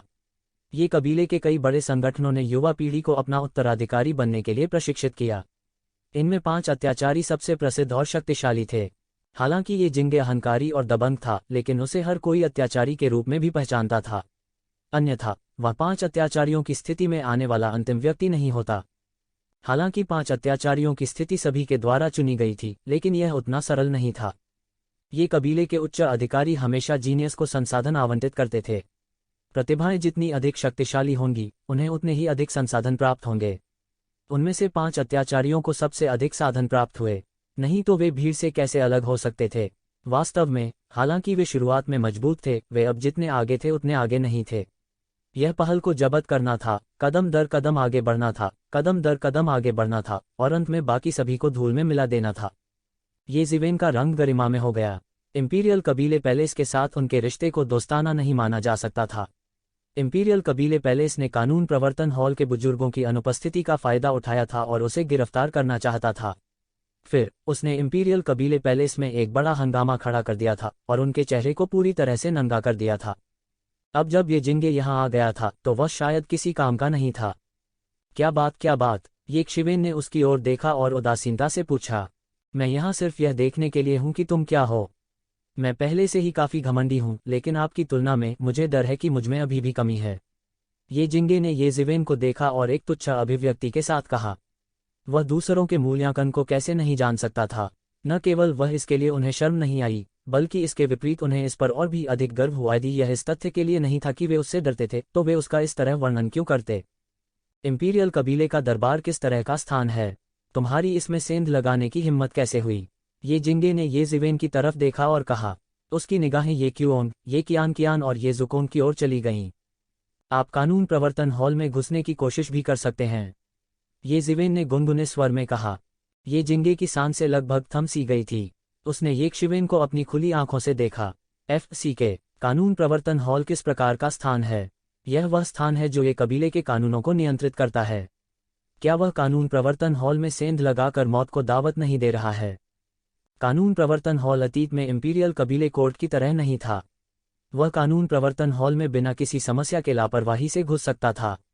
हालांकि वह निश्चित रूप से मर जाएगा यदि उसने अभी कानून प्रवर्तन हॉल में घुसने का साहस किया। आखिर कोई भी पुराना एंटीक निकलकर उसे मार सकता था। इंपीरियल क्लान कोर्ट के पास इसके बारे में कहने के लिए कुछ नहीं होगा। हालांकि बिना अनुमति के कानून प्रवर्तन हॉल में घुसने से मौत की सजा दी जाएगी। यह उससे अलग था जो ये शिवेन ने अतीत में किया था। भाई, लगता है मैंने तुम्हें कमा का है। ये जिंगे ने उसे ठंडेपन से देखा और उसकी अभिव्यक्ति ठंडी हो गई। वह अब पहले जैसा तुच्छ नहीं था। यह मत सोचो कि तुम्हें अहंकारी होने का अधिकार सिर्फ इसलिए है क्योंकि तुमने इंपीरियल कबीले के कोर्ट को मंजूरी दे दी है। तुम सिर्फ इस तथ्य का फायदा उठा रहे हो कि पहाड़ों में बाघ नहीं हैं। केवल एक बंदर ही राजा होने का दावा कर सकता है। वास्तव में तुम कुछ भी नहीं हो। आप अपने आप को राजा कह सकते हैं। ये शिवेन ने उसकी ओर देखा और कहा। ये जिंगे अचानक फिर से उग्र हो गई। क्या यह उनका बंदर समझकर मजाक नहीं उड़ा रहा था? ये कियान और उसके बगल के अन्य लोगों ने भी अपनी हंसी रोक ली, जिससे ये जिंगे और भी उग्र हो गया। यह कोई स्पष्ट उपहास नहीं था। वह बंदर था। भाई, तुम वास्तव में ढीठ हो। हालांकि अगर तुम मेरे सामने ढीठ होने का साहस करते हो तो तुम बहुत बड़ी गलती कर रहे हो। ये जिंगे का चेहरा ठंडा था और जब उसने ये जिवेन को देखा तो उसकी आंखों में गुस्सा भर आया। आज मैं आपको बता दूंगा कि इंपीरियल कबीले कोर्ट का लाभ उठाना इतना आसान नहीं है। जैसा कि उसने कहा, उसने ये कियोंग, ये कियान और ये जुकोंग को देखा और कहा, क्या तुम लोग उसकी मदद करने जा रहे हो? उसकी आंखों में डर का इशारा था। ये जिवेन के विपरीत, ये कियान और ये जुकोंग अभी अभी आकाशीय क्षेत्र के 7वें स्वर्ग में पहुंचे थे और अपने प्रभामंडल को पूरी तरह से नियंत्रित नहीं कर सके थे। इसलिए उन तीनों की ताकत का अंदाजा लगाना आसान था। उनमें से केवल एक ही पहले से ही बहुत तकलीफदेह था, 3 की तो बात ही छोड़ दें। उसके पास डरने के अलावा कोई चारा नहीं था। नहीं, ये कियोंग ने कंधे उचकाए और मुस्कराते हुए कहा। ये कैसा मजाक था? यद्यपि ये जिवेन केवल आकाशीय क्षेत्र के 4थे स्वर्ग में था, वह बमुश्किल ये कून से लड़ सकता था, जो पहले ही आकाशीय क्षेत्र के 7वें स्वर्ग में कदम रख चुका था। क्या उसे उसकी सहायता की आवश्यकता होगी? यह देखकर कि ये कियोंग और अन्य लोगों का मदद करने का कोई इरादा नहीं था, ये जिंगे ने राहत की सांस ली। हालांकि उसे लगा कि ये कियोंग की मुस्कान में कुछ छिपा हुआ है जो उसे समझ में नहीं आया, उसने इसे दिल पर नहीं लिया। उन्हें अपने बल पर पूर्ण विश्वास था। मात्र ये जिवेन आकाश को उल्टने में सक्षम नहीं होगा। यंग मास्टर, उसके साथ बकवास मत करो। उसे वापस ले जाओ और उसे यातना दो। मुझे विश्वास नहीं होता कि इस व्यक्ति को किसी और ने निर्देश दिया होगा। इस समय एक छोटा और मोटा बूढ़ा शून्य में दिखाई दिया और ये शिवेन को उदासीनता से घूर रहा था। उसके पहनावे को देखते हुए उसे इंपीरियल कबीले के न्यायालय का एक शक्तिशाली वरिष्ठ स्तर का विशेषज्ञ होना चाहिए। ऐसा विशेषज्ञ प्राचीन बैरेंस महाद्वीप में एक विशाल स्तर का व्यक्ति होगा। ये परिवार में उनका एक उच्च पद भी होगा। उसकी तुलना में, हालांकि पहले ये शिवन की कद्र की जाती थी, लेकिन वह कुछ भी नहीं था। तुम्हारी हिम्मत कैसे हुई? तुम्हारा इंपीरियल कबीले का न्यायालय वास्तव में अभी तक पूरा नहीं हुआ है। ये जिवेन ने अपनी आंखें नीची कर लीं और एक अमित्र स्वर में कहा। ये कून से उन्हें जो गुस्सा आया वह इस समय पूरी तरह से फूट पड़ा था। यह केवल इतना ही कहा जा सकता है कि ये दो लोग उसकी बंदूक की थूथन से टकरा गए, जिससे उसकी अभिव्यक्ति असामान्य रूप से बदसूरत हो गई। यह इंपीरियल कबीला कोर्ट वास्तव में अंतहीन था। पहले उसके द्वारा गड़बड़ किए जाने के बाद उन्होंने अपना सबक नहीं सीखा था। इस समय उन्होंने अभी भी उसे रोकने के लिए लोगों को भेजने का साहस किया। ऐसा लग रहा था कि वे तब तक संतुष्ट नहीं होंगे जब तक कि उन्हें इंपीरियल क्लान कोर्ट की जेल में नहीं भेज दिया जाता। पहले इंपीरियल कबीले के न्यायालय के इतने सारे प्रबंधक अकेले येज़िवेन द्वारा मारे गए थे। इससे उन्हें येशिवेन की ताकत का भी पता चला। शायद आकाशीय क्षेत्र का छठा स्वर्ग भी विशेषज्ञ उसे नियंत्रित नहीं कर सका। इसलिए उन्होंने ये जिंगे और इस एल्डर को दिव्य लोक के 7वें आसमान पर भेजा। कोई अन्य विशेषज्ञ नहीं थे। क्या उन्हें अभी भी अन्य विशेषज्ञों की आवश्यकता थी? स्वाभाविक रूप से कोई ज़रूरत नहीं थी। अगर वे अभी भी एक बड़े के कार्रवाई करने में विफल रहे तो उन्हें दूसरों का सामना करने में बहुत शर्म आएगी। युवा पीढ़ी के बीच वर्तमान लोकप्रिय अफवाह यह थी कि ये कूंद अभी भी बंद दरवाजे की खेती में थे, दिव्य क्षेत्र के 7वें स्वर्ग को तोड़ने की तैयारी कर रहे थे। यहाँ तक अगर कोई ऐसा था जो गुप्त रूप से दिव्य क्षेत्र के 7वें स्वर्ग में प्रवेश कर गया था तो उसे एक अनुभवी बुजुर्ग का विरोधी नहीं होना चाहिए। इसके अलावा यह व्यक्ति निश्चित रूप से येज़िवेन नहीं था। ऐसा लगता है कि अगर मैं आपके शाही कबीले के दरबार को सबक नहीं सिखाता तो इस तरह की बात कभी खत्म नहीं होगी। येज़िवेन का लहजा धीमा हो गया और उसने उपहास के साथ कहा, तुम्हारी हिम्मत कैसे हुई? हमारा इंपीरियल कबीला न्यायालय पैतृक परिवार कानून का प्रतिनिधित्व करता है। कोई भी पैतृक परिवार कानून की अवहेलना नहीं कर सकता है। आप दानव जाति के अवशेष बेहतर होगा आज्ञाकारी रूप से समर्पण करें, अन्यथा इस बूढ़े व्यक्ति को असभ्य होने का दोष मत दो। इंपीरियल कबीले के दरबार के बुजुर्ग ने येशिवेन को ठंडेपन से देखा और कड़ी फटकार लगाए। उसकी आंखों में थोड़ी घृणा थी। फिर मुझे देखने दो कि तुम कैसे असभ्य होने की योजना बनाते हो। येज़िवेन का स्वर एक समय में एक शब्द बढ़ गया और उसके शरीर के अंदर की आभा भी हलकों में बढ़ गई। केंद्र के रूप में उनके शरीर के साथ एक विशाल बवंडर का निर्माण हुआ और तुरंत आकाश में उड़ गया। इस तरह के आंदोलन ने अचानक कई लोगों का ध्यान खींचा। यह आभा पहले ही सामान्य आकाशीय क्षेत्र को पार कर चुकी थी और इसने तुरंत ही एक लान की गहराई में कई विशेषज्ञों का ध्यान आकर्षित किया। येज़िवेन फिर से क्यों है? वह क्या करना चाहता है? क्या वह हमारे ये कबीले के सामने लड़ाई शुरू करना चाहता है? हाँ, इंपीरियल कबीले का कोर्ट। इंपीरियल कबीले के कोर्ट और येज़िवेन के लोग फिर से टकरा गए हैं। यह अब और अधिक दिलचस्प लग रहा है। हाँ, यह सही है। इंपीरियल कबीले के लोग अच्छे लोग नहीं हैं। उनके साथ छल नहीं किया जाना चाहिए। लेकिन यह येज़िवेन भी एक कांटा है, वह केवल बेईमान और कानून विहीन है। इस महत्वपूर्ण क्षण में वे अभी भी आपस में लड़ रहे हैं। इंपीरियल कबीले कोर्ट के लोग वास्तव में बहुत अधिक हैं। कबीले भगवान की अनुपस्थिति का लाभ उठाते हुए वे जो चाहें करना चाहते हैं। क्या वे कई साल पहले वापस जाना चाहते हैं जब वे जो चाहें कर सकते थे और जिसे चाहें पकड़ सकते थे? कबीले के भगवान ने पहले ही कहा है कि येज़िवेन के साथ यह मामला यहीं खत्म हो जाएगा। वे वास्तव में इतने निर्भीक हैं कि उन्होंने कबीले के भगवान के शब्दों को भी नहीं सुना। उद्धरण चिन्ह। अलग अलग लोगों की स्वाभाविक रूप से दो पक्षों के बीच संघर्ष के बारे में अलग अलग राय थी। शाबाश येज़िवेन, यह बुरा आदमी असभ्य नहीं होना चाहता था, लेकिन तुमने मुझे ऐसा करने के लिए मजबूर किया। तुमने कानून की अवहेलना की। भले ही यह बुरा आदमी तुम्हें मौके पर ही मार दे, कोई भी इसके लिए चिल्लाएगा नहीं। आप बुजुर्ग ने येज़िवेन को उदासीनता से देखा और उसके हाथ में एक कबीले की तलवार दिखाई दी। अचानक येज़िवेन को दबाने के प्रयास में कबीले की तलवार से एक अदृश्य जबरदस्ती जारी की गई, लेकिन ये येज़िवेन के करीब नहीं जा सका और येज़िवेन के शरीर में सुनहरी ऊर्जा द्वारा अदृश्य हो गया। मुझे मौके पर ही मार डाला। बुरे आदमी, मैं देखना चाहता हूं कि तुम मुझे उसी जगह कैसे मारोगे। येज़िवेन ने उपहास किया और तुरंत चले गए। उसका शरीर एक मानवीय राक्षस की तरह था और सीधे विशाल आकाश को भेदता था। आकाशीय क्षेत्र के चौथे आकाश में कदम रखने के बाद येज़िवेन एक पूरे नए क्षेत्र में कदम रखने के बराबर था। पहले की तुलना में यह बिल्कुल अलग था। एक पल में वह पहले से ही कबीले भगवान के सामने दौड़ा था और उसके पूरे शरीर में तलवार का इरादा था। उसके हाथ में एक बड़ी तलवार थी और बिजली की तरह उसने काट दिया। ये कून की तलवारबाजी की तुलना में येज़िवेन की तलवारबाजी भी औसत थी।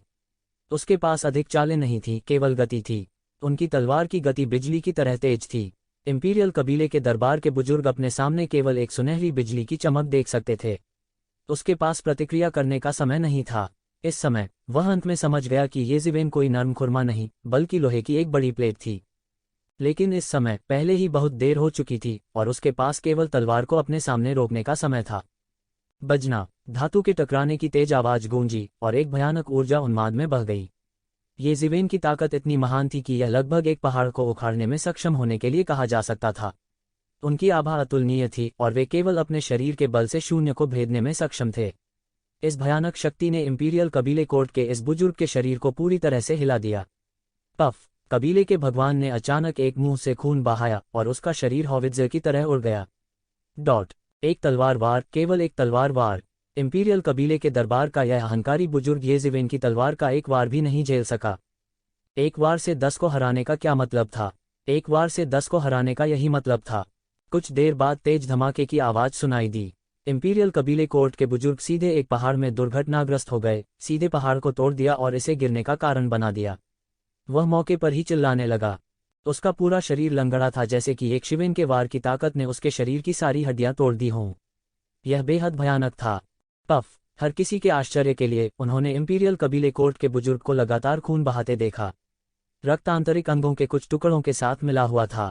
ये शिवेन के वार की ताकत बहुत भयानक थी। हर कोई इस दृश्य को देखकर अवाक रह गया और फिर ये शिवेन को अविश्वास में देखा। येज़िवेन वास्तव में बहुत भयानक थी। वह 7वें स्तर पर दिव्य क्षेत्र का गुरु था। उन्हें ये परिवार में एक शीर्ष बड़े शॉट के रूप में माना जा सकता है। लेकिन येज़िवेन के हाथों में वह एक चाल भी नहीं झेल सका। वह इतना भयानक कैसे हो सकता है? क्या येज़िवेन केवल दिव्य क्षेत्र के 6ठे स्तर पर विशेषज्ञों को हराने में सक्षम नहीं थी? यह कितना समय हो गया है और वह फिर से बेहतर हो गया है, यहाँ तक कि दिव्य क्षेत्र के 7वें स्तर का विशेषज्ञ भी उसका मुकाबला नहीं कर सकता। ऐसा काम वाकई भयानक है। उद्धरण चिन्ह। इसके अलावा उसके बगल में ये क्यूओंग, ये कियान और ये ज़ुकोन को देखें। वे स्पष्ट रूप से आकाशीय दायरे के 7वें स्तर पर कदम रखते हुए प्रतीत होते हैं। मैं उनके औरास के बारे में गलत नहीं हो सकता, वे निश्चित रूप से दिव्य क्षेत्र के 7वें स्तर पर हैं। हे भगवान, इन लोगों ने वास्तव में 7वें स्तर पर कदम रखा है। क्या बड़े शॉट्स की एक नई पीढ़ी पैदा हुई है। युवा आजकल अधिक से अधिक भयानक होते जा रहे हैं। इस बार इंपीरियल कबीले कोर्ट ने लोहे की प्लेट को लात मार दी है। यहाँ तक स्वर्ग क्षेत्र की 7वीं स्वर्गीय परत का एक विशेषज्ञ भी येज़िवेन के लिए एक मैच नहीं था। वास्तव में उसने उसे इतनी आसानी से हरा दिया। वह वास्तव में एक अद्वितीय राक्षस है। यह कैसे हो सकता है? ये जिंगे ने भी येज़िवेन को अविश्वास से देखा। उन्हें विश्वास नहीं हो रहा था कि ऐसा दृश्य होगा। इस समय जब उसने फिर से येशिवेन को देखा तो उसमें पहले जैसी अवमानना थी। आकाशीय क्षेत्र के 4थे स्तर का एक व्यक्ति इंपीरियल कबीले के एक बुजुर्ग को एक ही तलवार के प्रहार से उड़ने में सक्षम था। बेशक इस एल्डर को हाल ही में पदोन्नत किया गया था और दिव्य क्षेत्र के 7वें स्तर पर एक बिजलीघर नहीं था। हालांकि येशिवेन की तलवार के वार से उसे इतनी आसानी से नहीं भेजा जाना चाहिए था। इंपीरियल कबीले के न्यायालय ने यह सुनिश्चित करने के लिए बड़ी संख्या में लोगों को जुटाया था कि वे इस बार येशिवेन को पकड़ सकें। यह ज्ञात होना चाहिए कि इंपीरियल कबीले कोर्ट में मामलों को आमतौर पर प्रबंधकों द्वारा नियंत्रित किया जाता था। इनमें से प्रत्येक एल्डर, जो स्वर्ग के दायरे की 7वीं स्वर्गीय परत से ऊपर थे, भी एक महान व्यक्ति थे। इस स्तर पर पदोन्नत होने के बाद उन्हें मूल रूप से ये कबीले के उच्च अधिकारी के रूप में माना जा सकता है। इनमें से कई बड़े शॉट साल भर बंद कमरे में प्रशिक्षण में थे। वे सर्वोच्च क्षेत्र में प्रवेश करने के लिए कड़ी मेहनत कर रहे थे। एक एक मिनट और एक एक सेकंड बहुत कीमती था, इसलिए उन्होंने शायद ही कभी चीजों को करने के लिए बाहर आना चुना। इस बात का जिक्र नहीं है कि उन्हें व्यक्तिगत रूप से इस छोटे तलना को अपनी आंखों में पकड़ना पड़ा। हालांकि इंपीरियल कबीले के न्यायालय ने अभी भी इस बुजुर्ग को आकाशीय क्षेत्र के 7वें स्तर पर यह सुनिश्चित करने के लिए भेजा था कि वे येशिवेन को एक हमले के साथ सफलतापूर्वक वापस ला सकें। उसकी नज़रों में येशिवेन अचानक उन अफवाह फैलाने वाले प्रतिभाओं से अधिक असामान्य हो गई थी। इस समय वह आखिरकार समझ गया कि ये क्वियोंग के पास इतनी रहस्यमयी मुस्कान क्यों थी। वह पहले इसका मतलब नहीं समझते थे, लेकिन अब वह समझ गए हैं। यह स्पष्ट रूप से एक उपहास था, अपनी खुद की ताकत को कम आंकने के लिए उनका मजाक उड़ाया। ये क्वियोंग एक प्रतिभाशाली व्यक्ति था। ये क्वियोंग एक प्रतिभाशाली व्यक्ति था। ये क्वियोंग पहले इसका मतलब नहीं समझते थे, लेकिन अब वे समझ गए। हालांकि इस समय उसके पास पीछे हटने का कोई रास्ता नहीं था, या यूं कहें कि पीछे हटने का कोई कारण नहीं था। उसे पीछे हटने की भी जरूरत नहीं थी। वह ये परिवार डोंग बातियन के 5 अत्याचारियों में से एक था। अच्छा, बहुत अच्छा, तुमने मेरी अपेक्षाओं को पार कर लिया है, लेकिन मेरे सामने, चाहे तुम कितने भी मजबूत क्यों न हो, तुम मेरे विरोधी नहीं हो सकते। ये जिंगे ने आत्मविश्वास से कहा और उदासीनता से येशिवेन की ओर देखा। उसके शरीर पर अंतहीन क्यूई जलती हुई लग रही थी, अद्वितीय शक्ति और गति दिखा रहा है। आकाशीय क्षेत्र का 7वां स्तर, या ये जिंगे वास्तव में दिव्य क्षेत्र के 7वें स्तर में प्रवेश कर गया है। बहुत से लोग अचानक चिल्लाए। वे विश्वास नहीं कर सकते थे कि ये जिंगे वास्तव में दिव्य लोक के 7वें स्तर में प्रवेश कर गया था। यह कई पुरानी प्राचीन वस्तुओं को पार कर गया था और उसके शरीर पर आभा स्पष्ट रूप से कई पुरानी प्राचीन वस्तुओं को पार कर गई थी।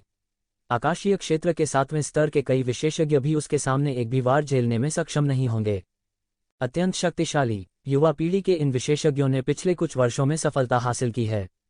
यह वास्तव में अविश्वसनीय है। ऐसा लगता है कि सैकड़ों वर्षों से जमा की गई नींव इन कुछ वर्षों में पूरी तरह से फटने वाली है। यह एक सुनहरे युग की तरह लगता है, केवल ऐसा स्वर्णिम युग ही इतने अद्वितीय प्रतिभाओं को जन्म दे सकता है। लेकिन एक स्वर्ण युग का अक्सर मतलब होता है कि एक बड़ी आपदा आ रही है। इसके बारे में सोचें, दानव जाति ने हाल ही में इंपीरियल कोर्ट को घेरने की हिम्मत की।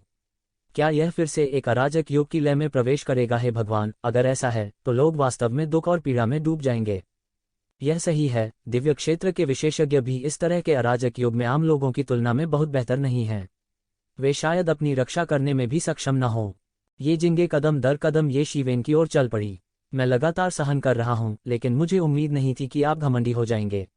मुझे उन लोगों से नफरत है जो मुझसे ज्यादा घमंडी हैं। इस समय ये जिंगे ने आखिरकार अपनी चाल चली। उसके हाथ में एक ग्रैंड मास्टर की तलवार दिखाई दी। अभी अभी इंपीरियल क्लान कोर्ट के क्लैन एल्डर के विपरीत इस ग्रैंड मास्टर की तलवार और भी भयानक थी। दोनों पक्ष पूरी तरह से अलग अलग स्तरों पर लग रहे थे। उसने अपनी तलवार से वार किया और आकाश थरथरा उठा। एक भारी और भयानक आभा ने हवा को भर दिया और आकाश में एक असीम तलवार की रोशनी का निर्माण किया। अनंत शक्ति तलवारबाजी के कानून में बदल गई और एक भयानक शक्ति में घनीभूत हो गई जिसने ये शिवेन को ढक लिया। हालांकि तलवार के बारे में ये जिंगे की समझ ये खून की तरह अच्छी नहीं थी, जो किसी भी दुश्मन को मारने के लिए सीधे तौर पर तलवार के कानून को कीमती तलवार में प्रकट कर सकता था। वह बहुत पीछे नहीं था। तलवार का अंतहीन कानून तलवार की रोशनी में ढका हुआ था, सब कुछ तोड़ रहा था। हालांकि यह तलवार की रोशनी आसमान से नीचे गिरी थी, ऐसा लगता था कि उसने आसपास के सभी स्थानों को बंद कर दिया था, जिससे ये शिवेन के लिए बचना असंभव हो गया था। ये शिवेन निश्चल खड़ी रही और तलवार की रोशनी को नीचे गिरने दिया। हर तरफ तबाही के नज़ारे भरे हुए थे। इस तलवार की रोशनी के सामने शून्य पूरी तरह से ढह चुका था। ऐसा लग रहा था मानो तलवार की यह रोशनी दुनिया को तबाह कर सकती है। हालांकि उनके हाव भाव में जरा भी बदलाव नहीं आया। यह अभी भी एक चेहरा था जो अनादिकाल से नहीं बदला था, दर्पण की तरह शांत और शांत। इस समय ये शिवेन बस जोर से चिल्लाया और उसके दो बड़े हाथ सीधे पकड़ लिए, जिससे आकाश में फैली आपदा ऊर्जा टूट गई। अंतहीन क्यूई उसके हाथों में उबल गया और उसने सीधे तलवार की रोशनी को मौके पर ही पकड़ लिया। बूम! उनके हाथ तलवार की तेज से भयंकर रूप से टकराए। वह दैवीय तेज जो प्रत्यक्ष रूप से प्रस्फुटित हुआ, उसने पूरे आकाश को हिंसक रूप से हिला दिया।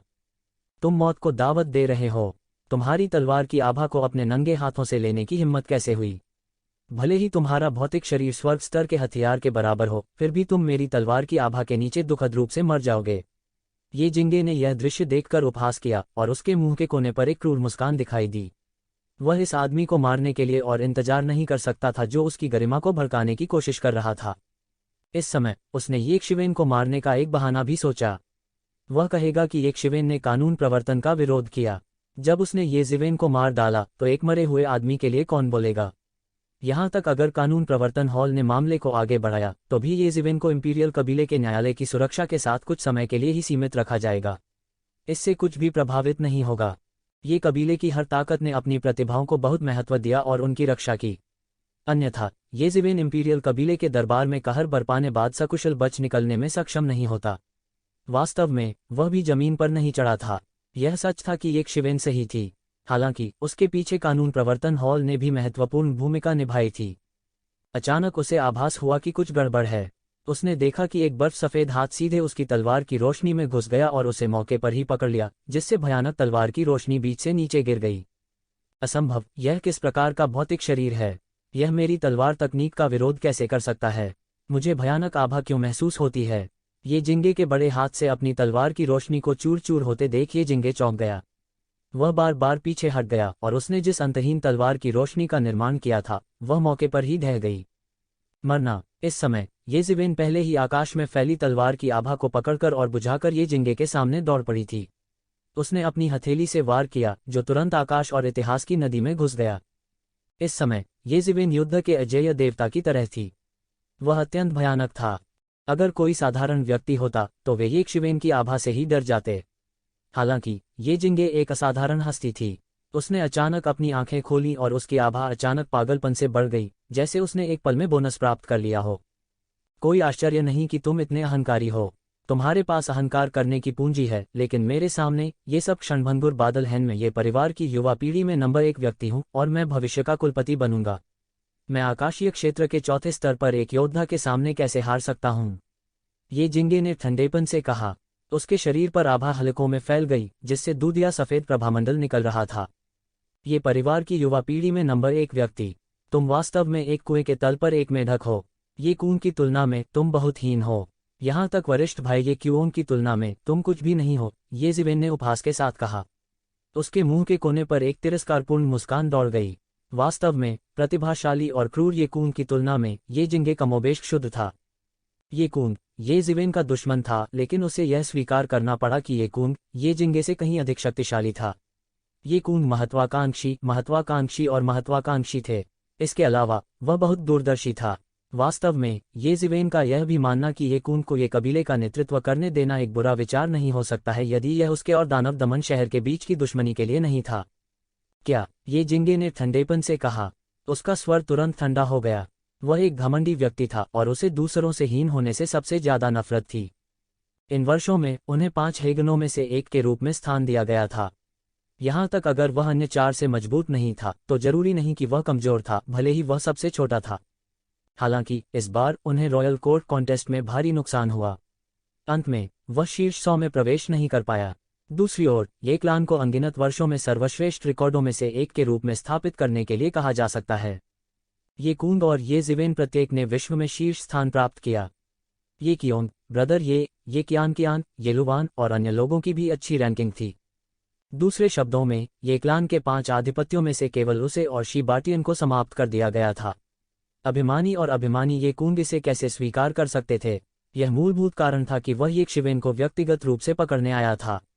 वह इस तथ्य को सहन नहीं कर सका कि दानव कबीले के तथाकथित अवशेष ये ज़िवेन वास्तव में उससे आगे निकल सकते हैं। क्यों? अब ये ज़िवेन ने वास्तव में उसे बताया कि वह ये कूंग से बहुत हीन है। वह तुरंत क्रोधित हो गया, अत्यंत क्रोधित हो गया। बूम! उसने अपनी तलवार ये ज़िवेन की ओर मार दी, जो उसे मारने के लिए दौड़ रही थी। तलवार प्रकाश के घेरे बह गए। इस भयानक तलवार के दबाव में 0 इंच दर इंच बिखर गया। तलवार की रोशनी और ये ज़िवेन की मुंह में जोरदार टक्कर हुई। बूम! एक भयानक टक्कर की आवाज सुनाई दी और युद्ध के केंद्र में एक बड़ी दरार दिखाई दी। वह शक्ति जो अंतरिक्ष सहन नहीं कर सकता था, वह सब विकृत, अवशोषित और अराजकता में डाल दी गई थी। प्राइमल कैस के बीच यह शक्ति कुछ भी नहीं थी। दोनों पक्षों के प्रभामंडल ने एक दूसरे का गला घोंट दिया और भयानक शक्ति उनके शरीरों पर छा गई, जिससे उनके कपड़े फड़कने लगे। देवताओं और दैत्यों की तरह कोई भी पक्ष पीछे नहीं हटे। ये ज़िवेन, मुझे इस हद तक मजबूर करने में सक्षम होने के लिए आपको खुद पर गर्व होना चाहिए। दिव्य दायरे के चौथे स्तर पर कभी कोई योद्धा नहीं हुआ जो मुझसे ऐसा करवा सके। ये जिंगे की आवाज ठंडी और ठंडी हो गई। हुश हुश हुश! उसके हाथ में जोंग तलवार उबलने लगी और अंतहीन तलवार प्रकाश उबलने लगा, जिससे उसके चारों ओर एक बड़ा तूफान आ गया। जोंग तलवार से एक बड़ी ताकत निकली और ये जिंगे के शरीर में भर गई। ऐसा लगता था कि उसकी आभा दूसरे स्तर तक बढ़ गई थी और वह बेहद भयानक थी। शक्ति की लहरें प्रक्षेपित की गईं, जिससे ये जिंगे का फिगर और ऊंचा हो गया। इस समय वह इस ब्रह्मांड में एकमात्र अधिपति प्रतीत होता था। इस समय हर कोई जिसकी रगों में ये कबीले का खून था, एक भयानक दबाव महसूस कर रहा था। यह एक दबाव था जो उनके खून के खौलने से आया था। यह जोंग तलवार निश्चित रूप से एक साधारण जोंग तलवार नहीं है, अन्यथा हम अपने दिव्य क्षेत्र साधना आधार के साथ इस हद तक कैसे दब सकते हैं? आमतौर पर कहा जाए तो जैसे जैसे व्यक्ति का साधना आधार धीरे धीरे बढ़ता है, रक्तरेखा का प्रभाव सामान्य परिस्थितियों में कम होता जाता है, जब तक कि कुछ शुद्ध रक्त वाली नस्लें न हों। ऐसा इसलिए था क्योंकि उनका पुनर्जन्म होना शुरू हो जाएगा। खेती का आधार जितना मजबूत होगा, उन पर जोंग तलवार का प्रभाव उतना ही कम होगा। इसके विपरीत यदि किसी का साधना आधार बहुत कम था, तो वे ये कबीले के खून से किसी को जोंग तलवार से मार भी सकते थे। यह कहा जा सकता है कि वे बिल्कुल भी वापस लड़ने में सक्षम नहीं होंगे। इंपीरियल कबीले के दरबार में कई बड़े शॉट्स में जोंग तलवारें थीं, लेकिन यह स्पष्ट था कि ये जिंगे के पास जो जोंग तलवार असाधारण थी। यह कोई साधारण जोंग तलवार नहीं थी। उसकी शक्ति और मजबूत होती जा रही थी और उसने तुरंत ये ज़िवेन पर तलवार से हमला कर दिया। वह ये ज़िवेन को टुकड़े टुकड़े करना चाहता था। ये ज़िवेन, सावधान रहें। यह जोंग तलवार साधारण नहीं है। यह इंपीरियल कबीले के कुलपति की तलवार है और यह सबसे सम्मानित जोंग तलवार है। इस समय ये क्यूओंग, जो दूर नहीं था, जल्दी से चिल्लाया और उसे याद दिलाया। यह कुलपति की तलवार निकला। कोई आश्चर्य नहीं, ये ज़िवेन ने अपनी आंखें सिकोड़ लीं। कुलपति इंपीरियल कबीले कोर्ट का सर्वोच्च नेता था। उसकी स्थिति ये ज़ेंटियन की तुलना में थी और वह ये कबीले के सबसे शक्तिशाली विशेषज्ञों में से एक था। उसके बगल में तलवार स्वाभाविक रूप से खराब नहीं थी। आपने अभी प्रतिक्रिया दी। मुझे लगता है कि अब बहुत देर हो चुकी है। इस समय ये जिंगे ने उपहास किया और कहा, और तलवार की रोशनी तुरंत खत्म हो गई। तलवार की रोशनी ने आकाश को मिटा दिया और तरंगित शक्ति ने इसे हृदय विदारक सूत्र की तरह बना दिया। तुम्हारा क्या मतलब है कि बहुत देर हो चुकी है? बिल्कुल भी देर नहीं हुई है। ये ज़िवेन ने उपहास किया और अंत में चले गए। उसने अपने बड़े हाथ से पकड़ लिया और एक पल में आकाश फटा हुआ लग रहा था। उसने सीधे तलवार की रोशनी को मौके पर ही पकड़ लिया। बूम! यह एक और भयानक टक्कर थी। ये ज़िवेन के बड़े हाथ पर तलवार की रोशनी लगातार फूट रही थी और ये ज़िवेन के बड़े हाथ में दिव्यता भी लहरों में वाष्पित हो रही थी। यह बेकार है। मेरी तलवार से कोई नहीं बच सकता। तू जिंगे ने उपहास किया और ये शिवेन की ओर उदासीनता से देखा। उसकी आंखें ठंडी और निर्मम थीं। ये शिवेन ने अभी अभी उसे पूरी तरह से क्रोधित कर दिया था। तलवार की रोशनी ने आखिरकार ये ज़िवेन का हाथ काट दिया और इसने वास्तव में उसकी त्वचा पर एक लाल निशान काट दिया जो सोने और पत्थर की तरह सख्त था। इसके अलावा यह गहरा होना जारी रहा, जैसे कि यह उसकी हथेली को पूरी तरह से काट देगा। इस समय ये ज़िवेन के शरीर के अनगिनत छिद्र उसके शरीर से ची उगल रहे थे। यह थोड़ा थोड़ा करके बह गया और शून्य में एक उंगली में संघनित हो गया। आकाश कारावास तकनीक रहो। तू ज़िवेन की आवाज़ तेज और स्पष्ट थी। विशाल उंगली ने हवा में इशारा किया और शून्य बिखर गया। तलवार की अंतहीन रोशनी जहां भी गुजरी फूट गई। ये जिंगे की आंखों में उंगली हवा में एक विशाल पिंजरे में बदल गई और तुरंत ये जिंगे को ढक लिया। यह किस तरह की उंगली तकनीक है? यह इतनी शक्तिशाली क्यों है? ये जिंगे अवाक रह गया, लेकिन उसके पास इस समय प्रतिक्रिया देने का समय नहीं था। ये ज़िवेन का भौतिक शरीर बेहद अत्याचारी था और उसने ये जिंगे को नीचा दिखाने के लिए अपने भौतिक शरीर की ताकत पर भरोसा करने की हिम्मत की। उसने उसके साथ जबरदस्ती लड़ने की हिम्मत की, लेकिन ये जिंगे ऐसा नहीं कर सकी। हुश! ये जिंगे ने अपने पैर पटके और उसका शरीर तुरंत सैकड़ों मीटर दूर चला गया। वह बमुश्किल आकाश में बड़ी उंगली से बच पाया और भयानक दबाव अप्रतिरोध्य था। तू जिंगे ने सहज रूप से आकाश कारावास तकनीक की भयावहता को महसूस किया। यह एक अंगुली से आकाश को भी कैद कर सकता था। इसी दौरान अचानक उनकी नज़र धुंधली हो गई। ये ज़िवेन, जो अपनी तलवार की रोशनी से बह गया था और आगे नहीं बढ़ सका था, पहले ही उसके सामने दौड़ पड़ा था। ये ज़िवेन के हाथ में एक सुनहरी लंबी तलवार भी थी जो दिव्यता से संघनित थी। तलवार का प्रकाश आकाश को भेद रहा था और यह जिंगे की गर्दन पर ऐसे गिरा जैसे कि वह उसकी गर्दन को काटने जा रहा हो। उसने अचानक अपना मुंह खोला और दहाड़ा और उसके शरीर से एक विनाशकारी शक्ति फूट पड़ी। उसके हाथ में जोंग तलवार भी आसमान में उड़ गई और एक पल में ये ज़िवेन पर गिर गई। वह एक शिवेन को पूरी तरह से मारना चाहता था। बजना! दो लंबी तलवारें भयंकर रूप से टकराईं और तलवार की रोशनी से टकरा गई। अंतहीन तलवार की आभा फूट पड़ी और एक तूफान में बह गई। भयानक तलवार आभा ने शून्य को चीर दिया और सीधे अराजकता में चली गई। मेरे लिए तोड़ो! ये ज़िवेन फिर से दहाड़ा। उसने सीधे एक हाथ से एक सील पर चुटकी ली और यह एक पहाड़ में बदल गया जो ये जिंगे की ओर गिरा। रिपलिंग माउंटेन सील, मेरे लिए तोड़ो! इस समय तरंगित पर्वत सील ये जिंगे के शरीर पर गिर गई। बूम! ये जिंगे को तुरंत ही पकड़ लिया गया और वह मौके पर ही लड़खड़ा गया और आसमान में कई जगह गिर गया। कितना शक्तिशाली! वह इतना मजबूत कैसे हो सकता है? क्या मैं चीजें देख रहा हूं जिसका अब पलड़ा भारी है? वह वास्तव में ये ज़िवेन है। यह कैसे संभव है? उद्धरण चिन्ह। ये जिंगे तब से कभी नहीं गिरा जब से उसे 5 हेगमनों में से एक के रूप में नामित किया गया था। ताकत के मामले में यह बिना कहे चला जाता है। वह अभी भी ये ज़िवेन का विरोधी कैसे नहीं हो सकता है? अब युवा पीढ़ी ने स्वर्ग के दायरे के 7वें स्तर पर एक के बाद एक कदम रखा है। यह ये ज़िवेन और भी असामान्य है। मुझे याद है कि जब वह पहली बार आया था तो उसने कानून घोषणा क्षेत्र में अभी कुछ समय पहले ही कदम रखा था। अब वह पहले से ही इतना शक्तिशाली है। अब से यह भयानक होगा। वह हमारे ये कबीले में मात्र 1 दर्जन वर्षों से है। मुझे नहीं पता कि ऐसी अद्वितीय प्रतिभा हमारे ये कबीले के लिए वरदान होगी या अभिशाप। बूम! पूरा आकाश बेतहाशा कांपने लगा और भयानक उतार चढ़ाव आकाश में बढ़ गए। इसके अलावा आकाश में बादल छट गए। आंदोलन पहले से भी अधिक बड़ा था और इसने सीधे तौर पर कई पुरानी प्राचीन वस्तुओं को प्रतिक्रिया देने के लिए प्रेरित किया जो ये कबीले की गहराई में एकांत में थीं। वे यह पता लगाने के लिए अपनी आत्मा के साथ जांच करना चाहते थे कि क्या हो रहा है। अंतहीन तूफान ने आकाश में धुएं और धूल को उड़ा दिया जिससे लोगों को स्पष्ट रूप से देखना मुश्किल हो गया। जब सबने साफ देखा तो उन्होंने एक बेहद चौंकाने वाला दृश्य देखा। ये जिंगे, जो मूल रूप से सोचते थे कि उनका पलड़ा भारी है, ने एक ज़िवेन को डरावने चेहरे के साथ देखा। ये ज़िवेन का हाथ सीधे शून्य में घुस गया और ये जिंगे की गर्दन पकड़ ली। उसका बड़ा हाथ लोहे के घेरे की तरह था जो ये जिंगे के शरीर के चारों ओर कसकर लिपटा हुआ था। ये जिंगे चिल्लाए। उसका चेहरा पीला पड़ गया था और उसकी गर्दन को ये शिवेन ने लगभग तोड़ दिया था। ये जिवेन एक राक्षस की तरह भयानक थी। उसने ये जिंगे की गर्दन पकड़ ली जैसे कि वह एक छोटे चूजे को लिए हुए हो। ये जिंगे के सभी प्रतिरोधों को दबाते हुए सील शब्द की शक्ति लगातार बाहर निकल रही थी। इसलिए अगर ये जिंगे विरोध करना भी चाहती थी तो यह बेकार था। ये शिवेन को हिलाने का कोई तरीका नहीं था। उसे केवल मरे हुए कुत्ते की तरह पकड़ा जा सकता था। कैसे? यह कैसे संभव है? हर कोई हक्का बक्का सा लग रहा था। वे अविश्वास में उनके सामने के दृश्य को देख रहे थे। ये जिंगे कौन थी? वह इतनी आसानी से एक शिवेन द्वारा कैसे पकड़ा जा सकता है?